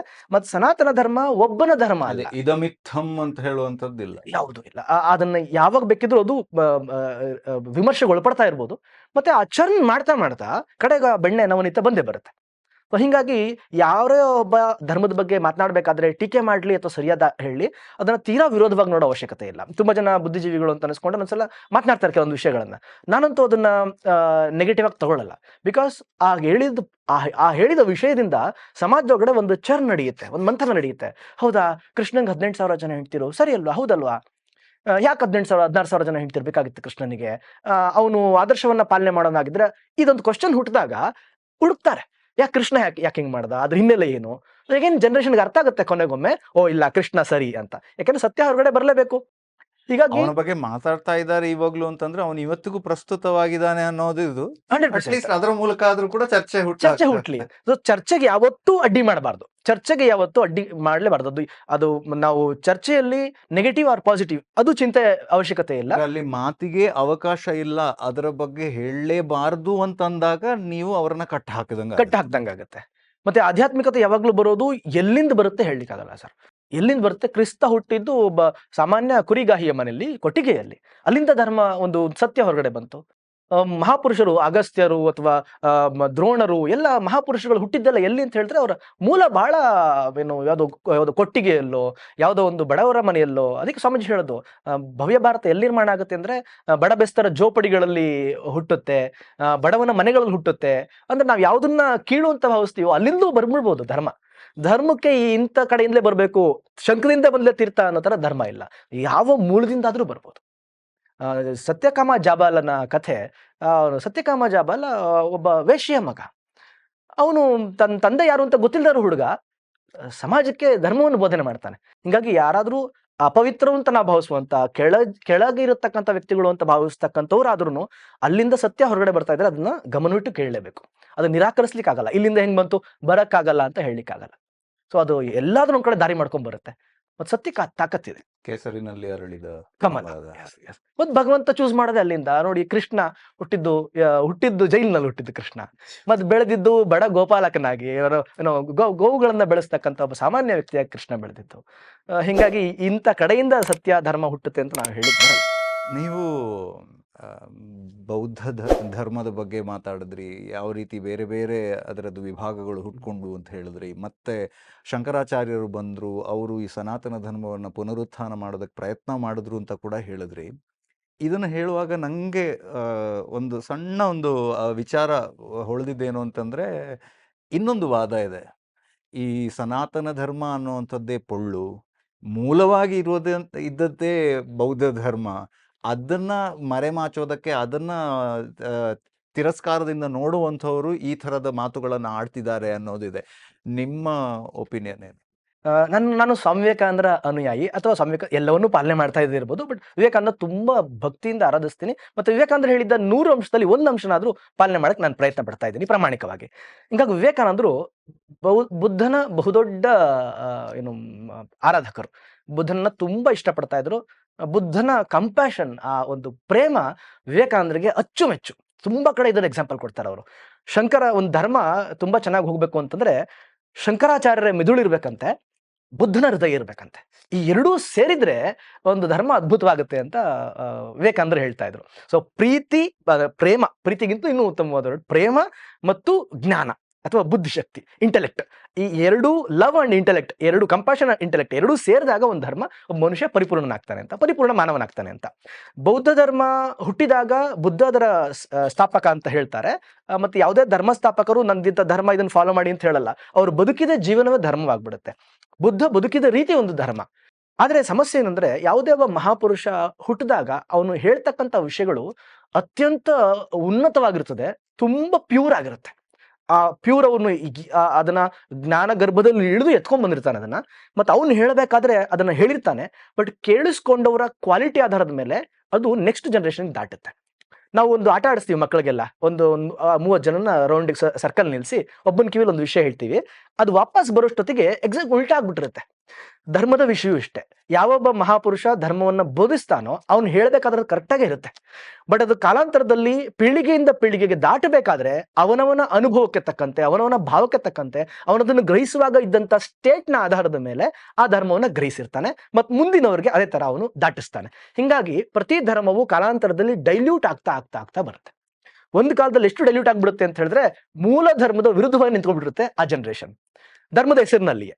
ಆದ್ರೆ ಹಿಂದೂ ಧರ್ಮದ ಒಂದು ವಿಶೇಷ ಏನಂದ್ರೆ ಪ್ರತಿ ಸಲ ಧರ್ಮ ರಿಜ್ಯೂನೇಟ್ ಆಗೋದ್ರಿಂದ ಹೊಸಬ ಬರ್ತಾನೆ, ಅದಕ್ಕೊಂದು ಹೊಸ ರೂಪ ಕೊಡ್ತಾನೆ, ಹೊಸ ಟಚ್ ಕೊಡ್ತಾನೆ, ಆಳದಲ್ಲಿ ಅದರ ವಿಮರ್ಶೆ ಆಗುತ್ತೆ. ಹಿಂಗಾಗಿ ಈ ಧರ್ಮ ನಿತ್ಯ ನೂತನ, ನಿತ್ಯ ನವನವೀನ. ಹಿಂಗಾಗಿ ಹಿಂದೂ ಧರ್ಮದ ಮತ್ತೆ ಹಿಂದೂ ಧರ್ಮ ಅಂತ ನಾವು ಮತ್ತೆ ಅರ್ಥ ಮಾಡ್ಕೊಳ್ಬೇಕಾಗಿರೋದು, ಈ ಸನಾತನ ಧರ್ಮ ಅಂತ ಯಾವ್ದು ಕರೀತಾರೋ ಮೂಲದಲ್ಲಿ ಇದ್ದಂಥದ್ದು ಅಂತ, ಅದು ಒಂದು ಧರ್ಮ, ಒಂದು ರಿಲಿಜಿಯನ್ ಅಂತಕ್ಕಂಥ ಒಂದು ಸಂಕುಚಿತ ಅರ್ಥದಲ್ಲಿ ಅದನ್ನ ಕಲ್ಪಿಸಕ್ಕಾಗಲ್ಲ. ಎಲ್ಲವನ್ನು ಮತಗಳು ಅಂತ ನಾವು ಕರಿತೀವಿ, ರಿಲಿಜಿಯನ್ ಅನ್ನೋದಕ್ಕೆ ಎಕ್ಸಾಕ್ಟ್ ವರ್ಡ್ನ ಧರ್ಮ ಅಂತ ಇಟ್ಬಿಟ್ಟಿದ್ದಾರೆ. ಬಟ್ ರಿಲಿಜಿಯನ್ ಧರ್ಮ ಕಂಪ್ಲೀಟ್ ಬೇರೆ ಬೇರೆ. ರಿಲಿಜಿಯನ್ ಅನ್ನೋದಕ್ಕಿಂತಲೂ ಎತ್ತರದ ಧರ್ಮ. ಆ ಧರ್ಮ ಎಲ್ಲವನ್ನೂ ಒಳಗೊಳ್ಳುತ್ತೆ. ಪಾಪಿಗಳನ್ನು ಒಳಗೊಳ್ಳುತ್ತೆ, ಕಳ್ಳರನ್ನ ಒಳಗೊಳ್ಳುತ್ತೆ, ಸುಳ್ಳನ್ನ ಒಳಗೊಳ್ಳುತ್ತೆ, ಮಹಾಪುರುಷರನ್ನ ಒಳಗೊಳ್ಳುತ್ತೆ. ಇಡೀ ಪ್ರಕೃತಿ ಏನಿದೆಯೋ ಒಳ್ಳೆದು ಕೆಟ್ಟದ್ದು ನಾವು ಯಾವ್ದು ಕರಿತೀವೋ ಆ ಎಲ್ಲದರ ಅಡಕವಾಗಿರ್ತಕ್ಕಂಥ ಧರ್ಮ. ಬಟ್ ಎಲ್ಲರನ್ನೂ ಕಾಪಾಡುತ್ತೆ. ಅದನ್ನ ಇಮ್ಯಾಜಿನ್ ಮಾಡ್ಕೊಳ್ಳೋದಕ್ಕೆ ಆಗದೆ ಇರುವಂಥವ್ರು ಅಥವಾ ಆ ಒಂದು ಅದೇ ಪರಿಧಿ ಇಲ್ಲದೆ ಇರುವಂಥದ್ದು ಅನ್ನೋದೇ ಧರ್ಮ ಅಂತ ಹೇಳಬಹುದು. ಅದಕ್ಕೆ ಒಂದು ಪರಿಧಿಯನ್ನು ಹಾಕೋದಕ್ಕೆ ಪ್ರಯತ್ನ ಪಡ್ತಿದ್ದಾರೆ ಅಂತ. ನನ್ಗೆ ತೋಚಿದಂತೆ, ನನಗೆ ಸಿಕ್ಕಿದಂತೆ, ಯಾರು ತುಂಬಾ ಅಥವಾ ನನಗೆ ಬೇಕಾದಂತೆ, ನನಗೆ ಯಾವ ಅವಶ್ಯಕತೆ ಇದೆಯೋ ಆಷಾಢ ಭೂತಿಗಳು ಅಥವಾ ಏನು ತಪ್ಪು ದಾರಿಯಲ್ಲಿ ಹೋಗ್ತಕ್ಕಂಥ ಸ್ವಾರ್ಥಿಗಳು ಆ ತರ ಕೆಲಸ ಮಾಡ್ಬೋದು. ಬಟ್ ಹಿಂದೂ ಧರ್ಮದ ಇದೇನಂದ್ರೆ ನಮಗೆ ತುಂಬಾ ಈಸಿಯಾಗಿ ಹೇಳೋದಾದ್ರೆ ಹಿಂದೂ ಧರ್ಮದ ಮೂಲಭೂತ ತತ್ವಗಳನ್ನ ಹೇಳ್ಬಿಟ್ಟಾಗ ಗೊತ್ತಾಗ್ಬಿಡುತ್ತೆ ಇದು ಎಷ್ಟು ವಿಶಾಲ ಅಂತ. ಜೀವೇ ಜೀವೇ ಶಿವಸ್ವರೂಪ, ಪ್ರತಿಯೊಂದು ಜೀವವು ಶಿವಸ್ವರೂಪ. ಹಿಂದೂ ಶಿವಸ್ವರೂಪ, ಮುಸ್ಲಿಂ ಶಿವಸ್ವರೂಪ, ಕಳ್ಳ ಆತರ ಏನು ಹೇಳಿಲ್ಲ, ಎಲ್ಲನೂ ಶಿವಸ್ವರೂಪನೇ. ಇನ್ನು ದಯವೇ ಧರ್ಮದ ಮೂಲ, ಬಸವಣ್ಣವರು ಹೇಳಿದ್ದು ದಯವೇ ಧರ್ಮಕ್ಕೆ ಮೂಲವೇ ದಯೆ ಅಂತ. ಅದು ಎಲ್ಲ ನಮ್ಮ ಸನಾತನ ಧರ್ಮವು ಅದನ್ನೇ ಹೇಳೋದು, ಹಿಂದೂ ಧರ್ಮ ಅದನ್ನೇ ಹೇಳೋದು. ಮತ್ತೆ ಈ ಎಲ್ಲ ಭಾವನೆಗಳು ಯಾವುದೋ ಒಂದು ಮೂಲದಿಂದಲೇ ಬಂದಿದ್ದಾವೆ. ಅದನ್ನ ನೋಡಿದವನು ದಾರ್ಶನಿಕ ಅಂತ ಕರೆಸ್ಕೊಳ್ತಾನೆ. ಈ ಹಿಂದೂ ಧರ್ಮ ಅನೇಕ ದಾರ್ಶನಿಕರ ಅನುಭವಗಳ ಸಂಗ್ರಹ ಅಷ್ಟೇ. ಅಂದ್ರೆ ಒಂದು ಕಾಂಪೌಂಡಿಂದ ಆಚೆ ಒಂದೇನೋ ಒಂದು ವೀವ್ ಇದೆ ನಮ್ಗೆ ನೋಡ್ಬೇಕಾಗಿರೋದು.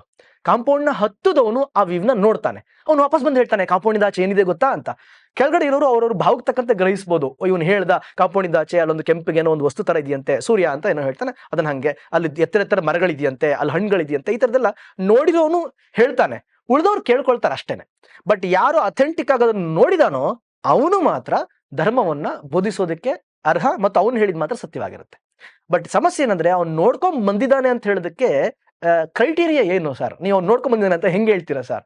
ಇದು ದೊಡ್ಡ ಪ್ರಾಬ್ಲಮ್. ಇವನು ನೋಡಿದ್ದಾನೆ ಅಂತ ಹೇಳೋದಕ್ಕೆ ಏನು ಆಧಾರ ಅನ್ನೋದು ತುಂಬಾ ಕಷ್ಟದ ವಿಚಾರ. ಬಟ್ ಭಗವದ್ಗೀತೆಯಲ್ಲಿ ಅದಕ್ಕೆ ಸ್ಪಷ್ಟವಾಗಿ ಉತ್ತರ ಕೊಟ್ಬಿಟ್ಟಿದ್ದಾರೆ. ಸ್ಥಿತಪ್ರಜ್ಞ ಅಂತ ಒಂದು ಭಾಗ ಬರುತ್ತೆ, ಒಂದೊಂದು ವಿಭಾಗ, ಒಂದು ವಿಷಯಗಳು. ಸ್ಥಿತಪ್ರಜ್ಞ ಹೇಗಿರ್ತಾನೆ, ಅವನು ಹೇಗೆ ಕುಳಿತುಕೊಳ್ಳುತ್ತಾನೆ, ಹೇಗೆ ನಡೆಯುತ್ತಾನೆ, ಅವನು ಹೇಗಿರ್ತಾನೆ ಅಂತ. ಇನ್ಫ್ಯಾಕ್ಟ್ ಆ ಸ್ಥಿತಪ್ರಜ್ಞ ಅನ್ನೋದನ್ನ ಅವರು ಅರ್ಥ ಮಾಡಿಸಿರೋದು ನನ್ನ ಪ್ರಕಾರ ಸಾಕ್ಷಾತ್ಕಾರ ಆಗಿರ್ತಕ್ಕಂಥ ವ್ಯಕ್ತಿ, ಸತ್ಯವನ್ನ ನೋಡಿರ್ತಕ್ಕಂಥ ವ್ಯಕ್ತಿ. ಅದನ್ನ ಸತ್ಯನ ಭಗವಂತ ಅಂತ ಕರಿಬಹುದು, ಯಥಾರ್ಥ ಅಂತ ಕರಿಬಹುದು, ಟ್ರುತ್ ಅಂತ ಕರಿಬಹುದು, ಆ ದೇವ್ರು ಅಂತ ಕರಿಬಹುದು, ಬೇರೆ ಬೇರೆ ಹೆಸರು ಕರೀತಾರೆ. ಸತ್ಯ ಒಂದೇ, ಸತ್ಯ ಅನ್ನೋದನ್ನ ನಾವು ಪ್ರಧಾನವಾಗಿ ತಗೊಂಡ್ರೆ ಆ ಯಥಾರ್ಥ ಅಥವಾ ಸತ್ಯವನ್ನ ಯಾರು ನೋಡಿರ್ತಾನೋ ಅವನು ಸ್ಥಿತಪ್ರಜ್ಞನಾಗ್ಬಿಡ್ತಾನೆ. ಅವನಿಗೆ ಮಣ್ಣು ಮತ್ತು ಚಿನ್ನ ಒಂದೇ, ಎರಡು ನಡುವೆ ವ್ಯತ್ಯಾಸ ಗೊತ್ತಾಗಲ್ಲ ಅವನಿಗೆ. ಅವನ ಬಗ್ಗೆ ಒಂದಷ್ಟು ವಿವರವಾಗಿ ಕೃಷ್ಣ ಹೇಳ್ತಾ ಹೋಗ್ತಾನೆ, ಸ್ಥಿತಪ್ರಜ್ಞ ಹೇಗಿರ್ತಾನೆ ಅಂತ. ಸ್ಥಿತಪ್ರಜ್ಞ ಹೇಗೆ ನಿಂತ್ಕೊಳ್ತಾನೆ, ಹೇಗೆ ನಡೀತಾನೆ, ಹೇಗೆ ಊಟ ಮಾಡ್ತಾನೆ, ಎಷ್ಟು ಬೇಸಿಕ್ ಕ್ವಶನ್ ಕೇಳಿದ್ದಾರೆ ಅಂತ ಹೇಳಿದ್ರೆ ಮಗುವೊಂದಕ್ಕೂ ಅರ್ಥ ಆಗೋ ರೀತಿಯಲ್ಲಿ ಅವ್ರು ಎಕ್ಸ್ಪ್ಲೇನ್ ಮಾಡ್ತಾರೆ. ಹೀಗೆ ಸಾಕ್ಷಾತ್ಕಾರ ಆದಂತ ವ್ಯಕ್ತಿ ಧರ್ಮವನ್ನ ಕರೆಕ್ಟ್ ಆಗಿ ಡಿಫೈನ್ ಮಾಡಬಲ್ಲ. ನಮ್ಗೆ ತೀರಾ ಆಧುನಿಕ ಜಗತ್ತಿನಲ್ಲಿ ನಮ್ಗೆ ಆತರ ಸಿಕ್ಕಿರೋರು ರಮಣ ಮಹರ್ಷಿಗಳು ಅಂತ ಹೇಳ್ತಾರೆ. ರಾಮಕೃಷ್ಣ ಪರಮಹಂಸರು ಆತರ ಸತ್ಯ ದರ್ಶನವನ್ನ ಮಾಡ್ಕೊಂಡ್ರು ಅಂತ. ಈ ಕಾಂಟೆಂಪ್ರರಿ ವರ್ಲ್ಡ್ ಅಲ್ಲೂ ಕೂಡ ತುಂಬಾ ಜನ ನೋಡಿದ್ದಾರೆ ಅಂತ ಹೇಳ್ತಾರೆ, ಭಕ್ತರು ಹೇಳ್ತಾರೆ. ಕೆಲವು ಸ್ವಯಂಘೋಷಿತ ದೇವಮಾನವರು ಇದ್ದಾರೆ, ಅಂದ್ರೆ ನೋಡಿದೀವಿ ನಾವು ಸತ್ಯವನ್ನ ದರ್ಶನ ಮಾಡಿದೀವಿ ಅಂತಕ್ಕಂತ ಹೇಳ್ತಕ್ಕಂಥವ್ರು ಇದ್ದಾರೆ. ಹಿಂಗಾಗಿ ಇದು ನಿರಂತರ ಪ್ರಕ್ರಿಯೆ. ಇದು ಆ ಸತ್ಯ ದರ್ಶನ ಮಾಡಿದ್ರು ಸತ್ಯ ದರ್ಶನ ಮಾಡಿದಾನ ಅಥವಾ ಅವ್ನು ಸುಳ್ಳು ಹೇಳ್ತಾ ಇದ್ದಾನ ಅನ್ನೋದು ಕಾಲ ಅದಕ್ಕೆ ಉತ್ತರ ಕೊಡುತ್ತೆ, ಕಾಲವೇ ಅದಕ್ಕೆ ಉತ್ತರ ಕೊಡುತ್ತೆ. ಮತ್ತೆ ಕಾಲದ ಗರ್ಭದಲ್ಲಿ ಯಾವಾಗ್ಲೂ ಅಸತ್ಯ ಉಳಿಯೋದಿಲ್ಲ, ಅದು ನಾಶ ಆಗ್ಬಿಡುತ್ತೆ, ಸತ್ಯವೇ ಕೊನೆಗೊಳ್ಕೊಳ್ಳತಕ್ಕಂಥದ್ದು. ಹಿಂಗಾಗಿ ಈ ಸಂದರ್ಭದಲ್ಲಿ ನಾನು ಸತ್ಯ ನೋಡಿದ್ದೀನಿ ಅಂತ ನಾನು ಘೋಷಣೆ ಮಾಡ್ಕೊಂಡ್ರು, ನನ್ನನ್ನು ಸಾವಿರಾರು ಜನ ಫಾಲೋ ಮಾಡಿದ್ರು, ಲಕ್ಷಾಂತರ ಜನನ್ನ ಒಪ್ಪಿಕೊಂಡ್ರೂ ಸಹ ಮುಂದೊಂದು ದಿನ ನಾನು ಸತ್ಯವಲ್ಲದೆ ಹೋದ್ರೆ ಅದು ಕಾಲಗರ್ಭದಲ್ಲಿ ಜೀರ್ಣವಾಗ್ಬಿಡುತ್ತೆ, ಉಳ್ಕೊಳ್ಳಲ್ಲ. ಅಥವಾ ಇನ್ಯಾರೋ ಒಬ್ಬ ಸತ್ಯವನ್ನ ನಿಜವಾಗ್ಲೂ ನೋಡಿರೋನು, ಇವನಿಗಿಂತಲೂ ಚೆನ್ನಾಗಿ ನೋಡಿರೋನು ಬಂದು ಇದನ್ನ ಕಡಿಮೆ ಲೆವೆಲ್ ಇದು ಅನ್ನೋದನ್ನ ಸ್ಪಷ್ಟಪಡಿಸ್ಬಿಡ್ತಾನೆ, ಸಮಾಜಕ್ಕೆ ಅರ್ಥ ಮಾಡಿಸ್ಬಿಡ್ತಾನೆ. ಆಯ್ತಾ? ತುಂಬಾ ಚೆನ್ನಾಗಿ ಹೀಗಾಗಿ ಆ ಬೌದ್ಧ ಧರ್ಮದ ಕ್ವಶನ್ ಏನಿತ್ತು ಅಂದ್ರೆ, ಆ ಬೌದ್ಧ ಧರ್ಮವನ್ನ ಶಂಕರಾಚಾರ್ಯರು ಬಂದು ನಾಶ ಮಾಡಿದ್ರು ಅನ್ನೋ ತರ ತುಂಬಾ ಇದ್ ಕೇಳುತ್ತೆ. ನಾನ್ ತಿಳ್ಕೊಂಡಿರೋ ಪ್ರಕಾರ ಬೌದ್ಧ ಧರ್ಮವಾಗ್ಲಿ ಯಾವುದೇ ಧರ್ಮವಾಗ್ಲಿ ಕಾಲಾಂತರದಲ್ಲಿ ಡೈಲ್ಯೂಟ್ ಆಗುತ್ತೆ ಬಿಕಾಸ್ ಆಫ್ ಜನರೇಷನ್ ಕಳೀತಾ. ಹಾಗೆ ಬೌದ್ಧ ಧರ್ಮದ ಹೆಸರಿನಲ್ಲಿ ಅನೇಕ ಆಚರಣೆಗಳು ಹುಟ್ಕೊಂಡ್ಬಿಟ್ವು, ಅದು ಸಮಾಜಕ್ಕೆ ಮಾರಕವಾಗಿದ್ವು ಅಂತ. ಸೊ ಶಂಕರಾಚಾರ್ಯರಂತ ಒಬ್ಬ ಮಹಾಪುರುಷ ಹುಟ್ಟಿ ಅದನ್ನ ಆ ಈ ಬುದ್ಧನ ತತ್ವಗಳನ್ನ ಸರಿಯಾಗಿ ಅರ್ಥ ಮಾಡಿಕೊಳ್ಳಲಾರದ ಜನರಿಗೆ ಹೊಸ ತತ್ವಗಳನ್ನ ಅಥವಾ ಹಿಂದಿನ ಸರಿಗಿದ್ದನ್ನೇ ಮತ್ತೆ ವಾಪಸ್ ಅವ್ರಿಗೆ ಅರ್ಥ ಆಗೋ ರೀತಿಯಲ್ಲಿ ಬೋಧಿಸಿತ್ತು. ಹಿಂಗಾಗಿ ಬೌದ್ಧ ಧರ್ಮ ತಪ್ಪು ಅಂತ ಹೇಳಲಿಕ್ಕಾಗಲ್ಲ, ಅಥವಾ ಇನ್ಯಾವುದು ಸರಿ ಅಂತ ಹೇಳಲಿಕ್ಕಾಗಲ್ಲ. ಎರಡು ಸತ್ಯವೇ ಆಗಿದ್ವು, ಎರಡು ಒಳ್ಳೇದೇ ಆಗಿದ್ವು. ಅದರಲ್ಲಿ ಸತ್ಯ, ಮೇಲಿನ ಸತ್ಯ, ಕೆಳಗಿನ ಸತ್ಯ ಏನೇ ಇದ್ರೂ ಸಮಾಜಕ್ಕೆ ಉಪಕಾರ ಮಾಡಿರೋದಂತ ಸತ್ಯ. ಬೌದ್ಧ ಧರ್ಮವಾಗ್ಲಿ, ಹಿಂದೂ ಧರ್ಮವಾಗ್ಲಿ, ಇನ್ಯಾವುದೇ ಧರ್ಮವಾಗ್ಲಿ. ಬಟ್ ಬೌದ್ಧ ಧರ್ಮವೂ ಕೂಡ ಬುದ್ಧನ ನೆಲೆಗಟ್ಟಿನಲ್ಲಿ ನಿಂತು ನೋಡಿದಾಗ ಆತ ಧ್ಯಾನವನ್ನ ಮುಖ್ಯವನ್ನಾಗಿ ಆರಿಸ್ಕೊಂಡಿದ್ದು. ತುಂಬಾ ಜನ ಹೇಳ್ತಾರೆ ವೇದಗಳನ್ನ ತಿರಸ್ಕರಿಸ್ತಾ ಅಂತ. ಹಂಗಿಲ್ಲ. ಬುದ್ಧ ಹೇಳ್ದ ದೇವ್ರನ್ನ ನೋಡೋಕೆ ಇದೊಂದೇ ರೂಟಲ್ಲಿ ಯಾಕೆ ಹೋಗ್ಬೇಕು, ಇಲ್ಲೊಂದು ರೂಟ್ ಇದೆ ಅಂತ. ಬಸವಣ್ಣವರು ಅದೇ ಹೇಳಿದ್ದು, ನೀವು ದೇವಸ್ಥಾನಗಳು ಹೋಗ್ಲೇಬೇಡ್ರಪ್ಪ, ಆರಾಮಾಗಿ ಕುತ್ಕೊಂಡು ಕೈಲಿ ಇಟ್ಕೊಂಡು ದೇವ್ರನ್ನ ನೋಡಿ ಅಂತ. ಸನಾತನ ಧರ್ಮ ಇದನ್ನೇ ಸಾರೋದು. ಎಲ್ಲಿ ಬೇಕಾದ್ರೂ ದೇವರನ್ನ ದರ್ಶನ ಮಾಡ್ಬೋದು, ಎಲ್ಲಿ ಬೇಕಾದ್ರೂ ದೇವ್ರನ್ನ ಕಾಣಬಹುದು, ಸತ್ಯವನ್ನ ಸಾಕ್ಷಾತ್ಕಾರ ಮಾಡ್ಬೋದು. ಮಧ್ಯದಲ್ಲಿ ಬ್ರೋಕರ್ಗಳ ಅವಶ್ಯಕತೆ ಸನಾತನ ಧರ್ಮಕ್ಕಂತೂ ಯಾವತ್ತೂ ಇರಲಿಲ್ಲ. ಹೀಗಾಗಿ ಒಂದು ಧರ್ಮ ಇನ್ನೊಂದು ಧರ್ಮದ ವಿರುದ್ಧ ಅನ್ನೋದು ಈ ಬೌದ್ಧ ಮತ್ತು ಹಿಂದೂ ಧರ್ಮದ ವಿಷಯದಂತೂ ಸಾಧ್ಯವೇ ಇಲ್ಲ. ನಮ್ಮ ಮೂಲ ಪ್ರಶ್ನೆಗೆ ಅದು ಮತ್ತೆ ಹೋಯ್ತು ಆ ವಿಷಯ. ವಿವೇಕದಿಂದ ನೋಡಿದಾಗ ಕ್ಲಿಯರ್ ಆಗಿ ಅರ್ಥ ಆಗ್ಬಿಡುತ್ತೆ. ಎಸ್, ಈ ಸಮಸ್ಯೆ ಇರೋದೇ ಅರೆಬರೆ ತಿಳಿದವರ ನಡುವೆ ನಡೀತಕ್ಕಂಥ ಯುದ್ಧಗಳು ಅಥವಾ ಜಗಳಗಳು, ಅವರ ಈಗೋಯಿಂದ ನಡೀತಕ್ಕಂಥ ಯುದ್ಧಗಳು ಹಿಂಗೆ ಧರ್ಮಗಳನ್ನ ಡಿಫೈನ್ ಮಾಡೋ ಸ್ಥಿತಿಗೆ ನಿಂತು ಬಿಟ್ಟಿದ್ದಾವೆ. ಇದು ಸಮಸ್ಯೆ. ಮತ್ತೆ ನೀವು ಹೀಗೆ ಮಾತಾಡ್ತಾ ಹೇಳಿದ್ರಿ, ನೀವು ಈ ತರದ ತತ್ವಗಳನ್ನ, ಈ ತರ ವಿಚಾರಗಳನ್ನ ಇದು ಮಾಡೋ ಅಂದ್ರೆ ಪ್ರತಿಪಾದಿಸೋದ್ರಿಂದ, ಇದರ ಬಗ್ಗೆ ಜಾಸ್ತಿ ಮಾತನಾಡೋದ್ರಿಂದ ಅದು ನೀವು ಸ್ವಲ್ಪ ರೈಟ್ ವಿಂಗು ಇತ್ಯಾದಿ ಅನ್ನುವಂಥ ಬ್ರ್ಯಾಂಡ್ ಬಂದ್ಬಿಟ್ಟಿದೆ ಅನ್ನೋದು. ಸೊ ಈ ವಿಚಾರವಾಗಿ ಸ್ವಲ್ಪ ಹೇಳೋದಾದ್ರೆ. ಇಲ್ಲ, ಇನ್ಫ್ಯಾಕ್ಟ್ ನಾನು ಈ ರೈಟ್ ವಿಂಗ್ ಅಂತ ಏನ್ ಕರೀತಾರೋ ಅದರದ್ದೇ ಮೂಲದಲ್ಲಿ ನನ್ನ ಕೆಲಸಗಳು ನಡೀತಾ ಇದ್ದಿದ್ದು. ಅದ್ರ ಬಗ್ಗೆ ನನಗೇನು ನೆಗೆಟಿವ್ ಅಥವಾ ಪಾಸಿಟಿವ್ ಒಪಿನಿಯನ್ ಇಲ್ಲ. ಪಾಸಿಟಿವ್ ಒಪಿನಿಯನ್ ಇದೆ. ಬಿಕಾಸ್ ಯಾವುದೋ ದೇಶಕ್ಕೆ ಉಪಯೋಗ ಆಗುತ್ತೆ, ಧರ್ಮಕ್ಕೆ ಉಪಯೋಗ ಆಗುತ್ತೆ ಅನ್ನೋ ಕೆಲಸಗಳನ್ನ ಮಾಡಿದಾಗ ಅದ್ರ ಬಗ್ಗೆ ಹೆಮ್ಮೆ ಇದೆ. ಬಟ್ ನಾನು ಇವತ್ತಿನ ಹೋಗ್ತಾ ಇರ್ತಕ್ಕಂಥ ದಾರಿಯನ್ನ ತೋರಿಸುವಲ್ಲಿ ಆ ಕೆಲಸಗಳು ನಂಗೆ ತುಂಬಾ ಉಪಯೋಗ ಮಾಡಿದ್ದಾವೆ. ಇಲ್ಲಿ ಬೇಸಿಕ್ ಕ್ವಶನ್ ಬಂದು ಈ ಸತ್ಯವನ್ನ ಪ್ರತಿಪಾದನೆ ಮಾಡೋ ನಿಟ್ಟಿನಲ್ಲಿ ಇಲ್ಲ. ಏನದಿಲ್ಲ, ವಿವೇಕಾನಂದ ಅನ್ನೋ ವಿಷಯವನ್ನ ನಾವು ಎತ್ಕೊಂಡ್ಬಿಟ್ಟಾಗ ಒಂಥರ ಯೂನಿವರ್ಸಲ್ ಫಿಗರ್. ನನಗೆ ಬಹಳ ಆಶ್ಚರ್ಯ ಅಂತ ಅನ್ಸುತ್ತೆ. ವಿವೇಕಾನಂದರನ್ನ ಲೆಫ್ಟಿಸ್ಟ್ಗಳು ಒಪ್ಕೊಳ್ತಾರೆ, ರೈಟಿಸ್ಟ್ಗಳು ಒಪ್ಕೊಳ್ತಾರೆ, ನಾಸ್ತಿಕರು ಒಪ್ಕೊಳ್ತಾರೆ, ಪರಮ ಆಸ್ತಿಕರು ಒಪ್ಕೊಳ್ತಾರೆ. ಒಂಥರ ಎಲ್ಲರೂ ಒಪ್ಪುವಂತಹ ಒಂದು ವ್ಯಕ್ತಿತ್ವ ವಿವೇಕಾನಂದರದು. ಮತ್ತೆ ಅವ್ರ ಬೋಧನೆಗಳು ಹಾಗೆ ಇದೆ. ನಾವು ಇದನ್ನ ಇಲ್ಲಿ ಕನೆಕ್ಟ್ ಮಾಡ್ಕೋಬಹುದು. ಸತ್ಯವನ್ನ ಎಲ್ಲರೂ ಒಪ್ಕೊಳ್ತಾರೆ ಅಥವಾ ಸತ್ಯವನ್ನು ಒಪ್ಕೊಳ್ಳೇಬೇಕಾಗುತ್ತೆ ಅನ್ನೋ ಸ್ಥಿತಿ ಇಲ್ಲಿದೆ. ವಿವೇಕಾನಂದರು ತಮ್ಮ ಯಾವುದೋ ಒಂದು ಈಗೋಗೆ ಕಟ್ಟಿ ಬೀಳದೆ ಅಥವಾ ತಮ್ಮದೊಂದು ಚೌಕಟ್ಟನ್ನ ಹಾಕೊಳ್ಳದೆ ವಿಶಾಲವಾದಂಥ ವಿಶ್ವಮಾನವನಾಗಿದ್ದರಿಂದ, ಪ್ರಪಂಚವನ್ನು ಸುತ್ತಿದ್ರಿಂದ, ಮತ್ತೆ ರಾಮಕೃಷ್ಣನಂತ ಗುರುಗಳಿಂದ ಅವ್ರಿಗೆ ಸಾಕ್ಷಾತ್ಕಾರದ ಒಂದು ಕೃಪೆ ಆಗಿದ್ದರಿಂದ ಅವ್ರ ಸತ್ಯವನ್ನ ನಿರರ್ಗಳವಾಗಿ ಮತ್ತೆ ಅವರ ಅವರ ಒಂದು ಕಮ್ಯುನಿಕೇಟಿವ್ ಸ್ಕಿಲ್ಸ್ ಇತ್ತಲ್ಲ, ಅದರಿಂದಾಗಿ ತುಂಬಾ ಚೆನ್ನಾಗಿ ಅರ್ಥ ಮಾಡಿಸಿದ್ರು. ಹಿಂಗಾಗಿ ಸರಳವಾಗಿ ಓದೋಕ್ ಶುರು ಮಾಡಿದ್ರು ವಿವೇಕಾನಂದನ ಅರ್ಥ ಮಾಡ್ಕೋಬಹುದು. ಹಿಂಗಾಗಿ ನಾನು ಹೋದ ಕಡೆಗಳಲ್ಲೆಲ್ಲ ನಾನು ರೈಟ್ ವಿಂಗಿನಿಂದ ಬಂದವನೇ ಆದ್ರೂ ಬಹು ಕಡೆಗಳಲ್ಲಿ ಇವ್ರು ಈ ತರ ಮಾತಾಡ್ತಾ ಇದಾರಲ್ಲ ಅನ್ನೋದನ್ನು ಒಪ್ಕೊಳ್ತಾರೆ. ಬಿಕಾಸ್ ಮೊನ್ನೆ ನರೇಂದ್ರ ಮೋದಿ, ನಾನು ತುಂಬಾ ಇಷ್ಟಪಡುವಂತ ವ್ಯಕ್ತಿತ್ವ ನರೇಂದ್ರ ಮೋದಿ ಪ್ರಧಾನಮಂತ್ರಿಯಾಗಿ. ಬಟ್ ನರೇಂದ್ರ ಮೋದಿ ಹೆಸರಿನಲ್ಲಿ ಒಂದು ಸ್ಟೇಡಿಯಂ ಆದಾಗ ಗುಜರಾತ್ನಲ್ಲಿ ನಾನು ಅದನ್ನ ವಿರೋಧ ಮಾಡಿ ಫೇಸ್ಬುಕ್ ನಲ್ಲಿ ಪೋಸ್ಟ್ ಹಾಕ್ತೆ. ಯಾಕಂದ್ರೆ ವ್ಯಕ್ತಿ ಹೆಸರಿನಲ್ಲಿ ಅವನು ಬದುಕಿದ್ದಾಗ ಯಾವುದೋ ಒಂದು ಸ್ಮಾರಕಕ್ಕಾಗ್ಲಿ ಒಂದು ಕಟ್ಟಡಕ್ಕಾಗ್ಲಿ ಅವನ ಹೆಸರಿಡ್ತಕ್ಕಂಥದ್ದು ಅದು ನನಗಂತೂ ಸಮ್ಮತವಲ್ಲ. ಬಿಕಾಸ್ ವ್ಯಕ್ತಿ ಒಬ್ಬ ಸಂತ ಅಂತ ಗುರುತು ಮಾಡೋದು ಯಾವಾಗ ಅಂತ ಹೇಳಿದ್ರೆ, ಅವನು ಸತ್ತ ಮೇಲೆ ಅವನು ಬೂದಿ ಮಾಡಿದ್ಮೇಲೆ ಆ ಬೂದಿನ ಹಿಡ್ಕೊಂಡು ಹೇಳ್ಬೇಕಂತೆ ಇವನು ಪವಿತ್ರನಾಗಿ ಬದುಕಿದ ಅಂತ. ಅಂದ್ರೆ ಅಂಟಿಲ್ ಅನ್ಲೆಸ್ ಅವನು ಸತ್ತು ಬೂದಿ ಆಗುವವರೆಗೂ ಅವನು ಒಳ್ಳೇದ್ ಹೆಂಗ್ ಮಾಡ್ತಾ ಇದ್ದಾನೋ ಕೆಟ್ಟದ್ ಮಾಡೋದಕ್ಕೂ ಒಂದು ಚಾನ್ಸ್ ಇರುತ್ತೆ ಅಂತ. ಅವಕಾಶ ಲಭ್ಯ ಆಗ್ಬೋದು. ಯಾವ ಸಂದರ್ಭದಲ್ಲಿ ಯಾವ ಮನುಷ್ಯ ಏನೂ ಬೇಕಿದ್ರು ಮಾಡ್ಬೋದು. ಹಿಂಗಾಗಿ ನರೇಂದ್ರ ಮೋದಿಯವರು ಸಹ ನಾಳೆ ದಿನ ಹಾಗಾಗದೇ ಇರಲಿ, ನರೇಂದ್ರ ಮೋದಿ ಅವರು ಕೊನೆಗಾಲದವರೆಗೂ ಅದ್ಭುತವಾಗಿ ಬದುಕಲಿ, ನನ್ನ ಹರಕೆ ಇದೆ. ಆದ್ರೆ ನರೇಂದ್ರ ಮೋದಿಯವರು ತಪ್ಪು ಮಾಡುವ ಸಾಧ್ಯತೆ ಇದ್ದಾಗ ಅವರ ಹೆಸರಿನಲ್ಲಿ ಒಂದು ಸ್ಮಾರಕವನ್ನು ಮಾಡ್ತಕ್ಕಂಥದ್ದು ಅಥವಾ ಒಂದು ಸ್ಟೇಡಿಯಂ ಮಾಡ್ತಕ್ಕಂಥದ್ದು ನನ್ನ ವಿರೋಧ ಇತ್ತು. ಬಹಳ ಜನ ಆಶ್ಚರ್ಯ ಮಾಡ್ಕೊಂಡ್ರು, ಇದು ರೈಟ್ ವಿಂಗ್ ಅವನಾಗಿ ನರೇಂದ್ರ ಮೋದಿ ಅವ್ರನ್ನ ವಿರೋಧ ಮಾಡಿದ್ನಲ್ಲ.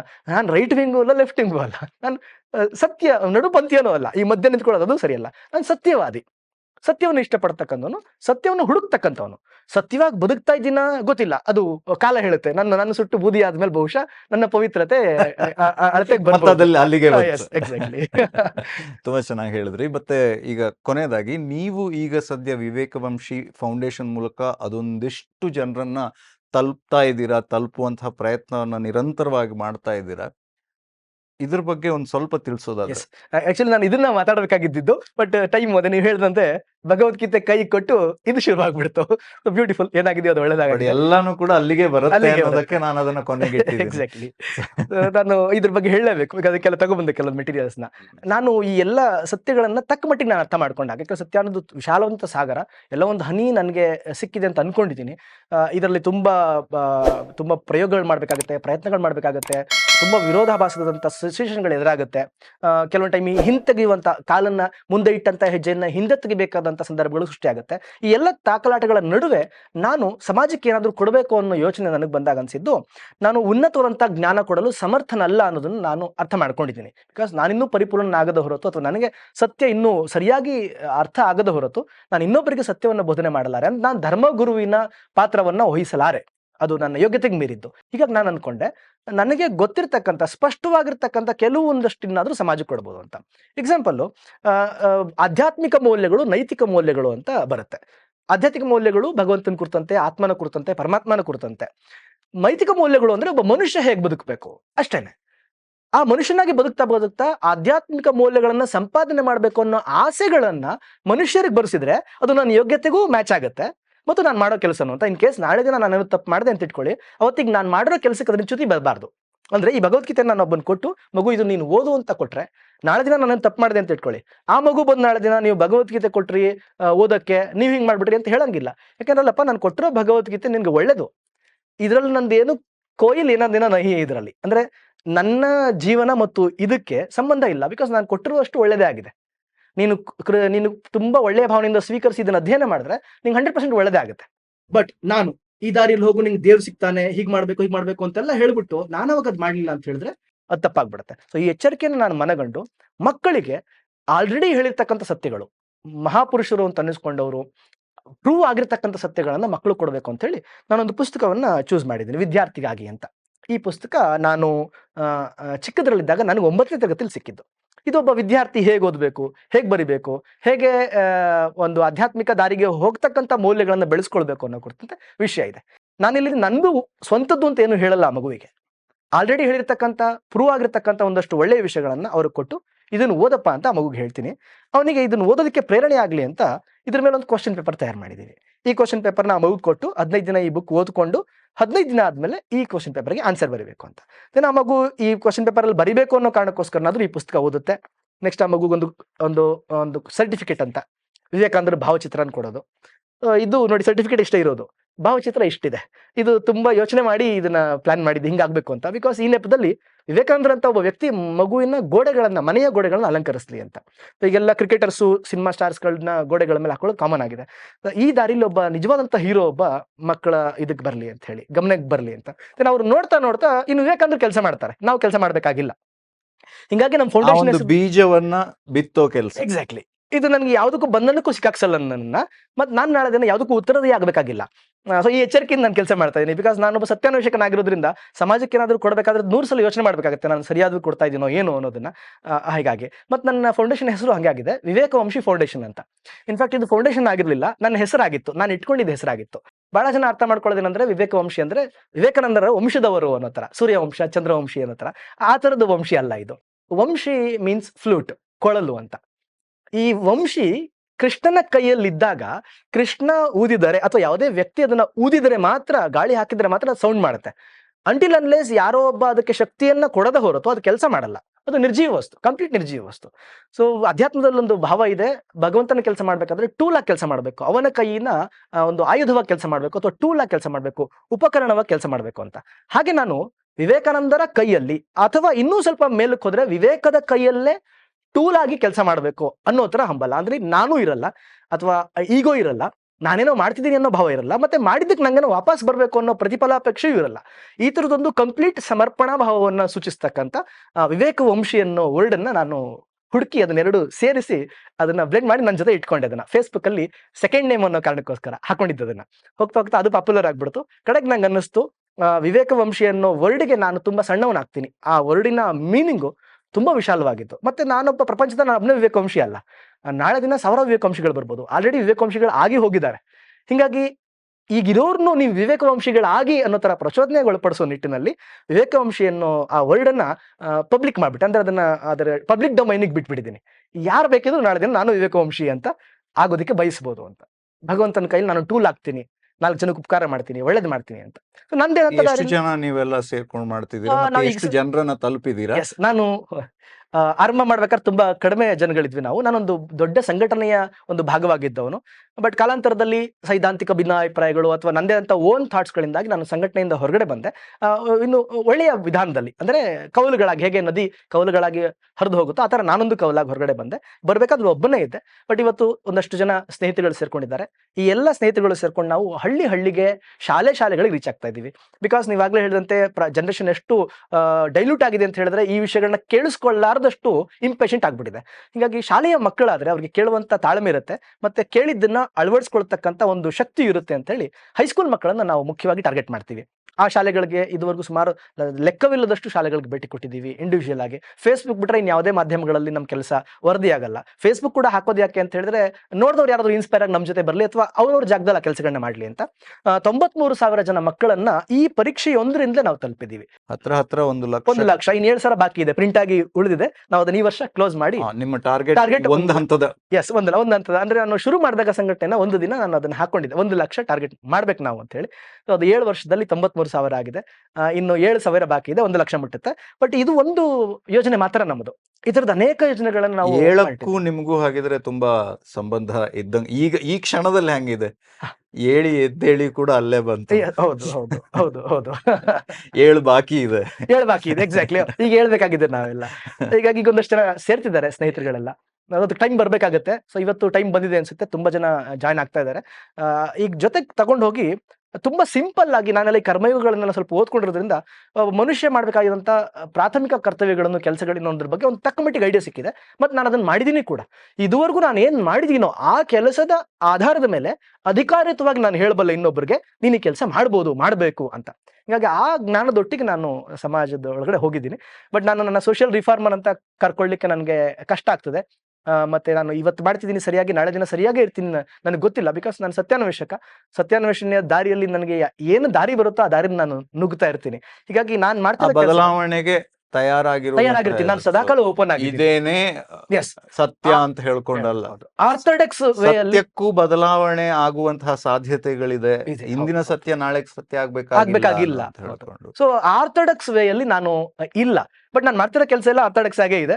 ಬಿಕಾಸ್ ನಾನು ಆಶ್ರಮ, ವಿವೇಕಾನಂದರೆಲ್ಲ ಇರೋದ್ರಿಂದ ಆರ್ಥೋಡಾಕ್ಸ್ ಆಗಿದೆ. ಆರ್ಥೋಡಾಕ್ಸ್ ಅನ್ನೋ ಡೆಫಿನಿಷನ್ ನಿಮ್ದು ಬೇರೆ. Exactly. Thank you so much. ತುಂಬಾ ಅರ್ಥಪೂರ್ಣವಾದ ಮಾತುಗಳನ್ನ ನಿಮ್ ಜೊತೆ ಆಡೋದಕ್ಕೆ ಸಾಧ್ಯ ಆಯ್ತು. ಒಂದಿಷ್ಟು ವಿಚಾರಗಳನ್ನ ನಿಮ್ಮಿಂದ ತಿಳ್ಕೊಳ್ಳೋದಕ್ಕೆ ಸಾಧ್ಯ ಆಯ್ತು. ನಿಮ್ಮ ಈ 7ರ ನಂಟು ಮತ್ತೆ ಎಷ್ಟು ಜನರನ್ನ ನೀವು ಎದ್ದು ಮುನ್ನುಗ್ಗುವಂತಹ ಇದರಲ್ಲಿ ಮುಂದೆ ಕರ್ಕೊಂಡು ಹೋಗುವಂತಹ ಒಂದು ದಾರಿಯಲ್ಲಿ ಅವರಿಗೆ ಪ್ರೇರೇಪಣೆಯನ್ನು ಮಾಡೋ ಪ್ರಯತ್ನ ಏನಿದೆ, ಇದಕ್ಕೆ ಇನ್ನಷ್ಟು ಯಶಸ್ಸು ಸಿಗಲಿ. 7,000 ಅಲ್ಲ, ಅದು 7 ಲಕ್ಷ ಅಲ್ಲ, ಅದಕ್ಕೂ ಮೀರಿ ಹೋಗ್ಲಿ ಅನ್ನೋ ಒಂದು ಏನು ನಮ್ಮ ಆಶಯದೊಂದಿಗೆ ಈ ಕಾರ್ಯಕ್ರಮಕ್ಕೆ ಬಂದಿದ್ದಕ್ಕೆ ಧನ್ಯವಾದವನ್ನ. ನನಗೂ ಕೂಡ ಈ ಕಾರ್ಯಕ್ರಮ ಈ ಆಂಗಲ್ ಅಲ್ಲಿ ನನ್ನ ಯಾರು ಮಾತಾಡ್ಸಿರ್ಲಿಲ್ಲ. ಸೊ ನಾನು ಆಸ್ ಎ ಸೋಷಿಯಲ್ ವರ್ಕರ್ ಆಗಿ ತುಂಬಾ ಜನ ಮಾತಾಡ್ಸಿದ್ದಾರೆ, ಆ ವ್ಯೂಗಳನ್ನ ಹೊರಗಡೆ ತೆಗೆದಿದ್ದಾರೆ. ಬಟ್ ಸ್ಪಿರಿಚುಯಾಲಿಟಿ ಅಥವಾ ಈ ನಾನು ಹೋಗ್ತಿರ್ತಕ್ಕಂಥ ದಾರಿಯ ಹಿನ್ನೆಲೆಯನ್ನ ಎಲ್ಲೂ ನಾನು ಮಾತಾಡಿರಲಿಲ್ಲ. ಬಹುಶಃ ಇದು ಒಳ್ಳೆಯ ಅವಕಾಶ ಅಂತ ನಾನು ಅನ್ಕೊಳ್ತೀನಿ.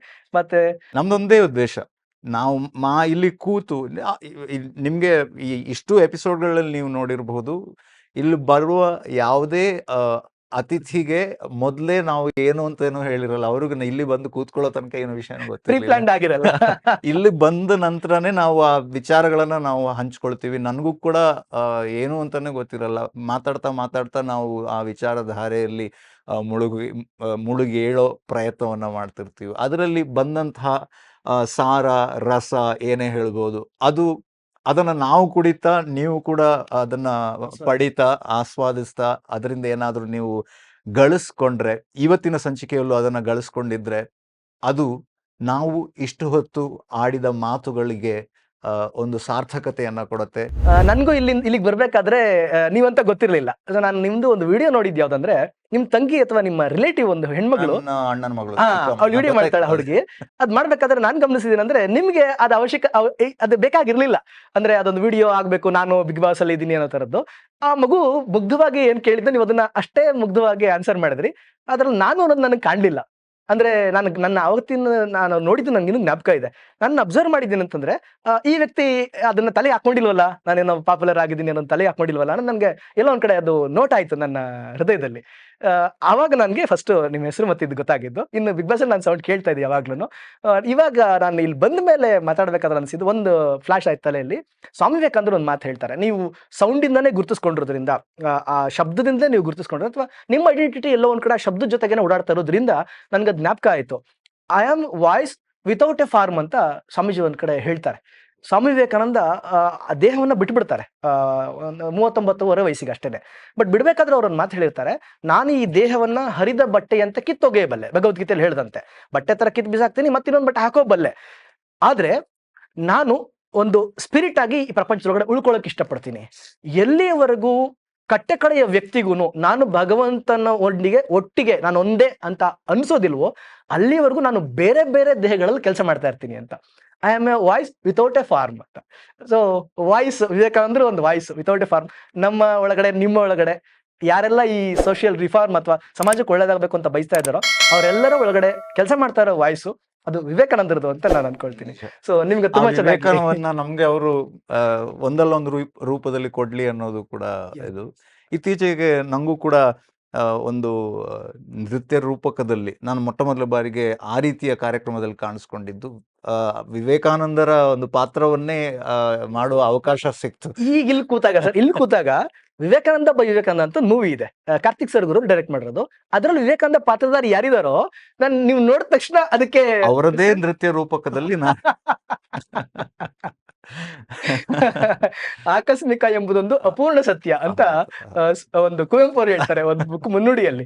ಸೊ ಇವಾಗ ಏನಾದ್ರು ಇದು ಆಕಸ್ಮಿಕ ಅಂತ ಅನ್ಕೊಂಡ್ರೆ ನಾವು, ಅದು ಅಪೂರ್ಣ ಸತ್ಯ. ಎಲ್ಲ ಯೋಜನೆ ಆಗಿದೆ, ನಾವು ಮಾತಾಡ್ತಾ ಇದೀವಿ ಅಷ್ಟೇ. ಅದನ್ನ ನೋಡುವಷ್ಟು ನಾವು ತಿಳ್ಕೊಂಡಿರಲ್ಲ. ನಿಜ ನಿಜ. ತುಂಬಾ ತುಂಬಾ ಖುಷಿ ಆಯ್ತು. Thank you so much. Yes yes, thank you. Pradeep ಅವರು ನನ್ಗೆ ಇವತ್ತು ಪ್ರಥಮ ಪರಿಚಯ ಆದ್ರೂ, ಬಹುಶಃ ಎಲ್ಲ ಒಂದ್ ಕಡೆ ತುಂಬಾ ವರ್ಷಗಳಿಂದ ಪರಿಚಯ ಅನ್ನೋ ತರದ ಭಾವನೆ ನನ್ಗಾಗಿದೆ.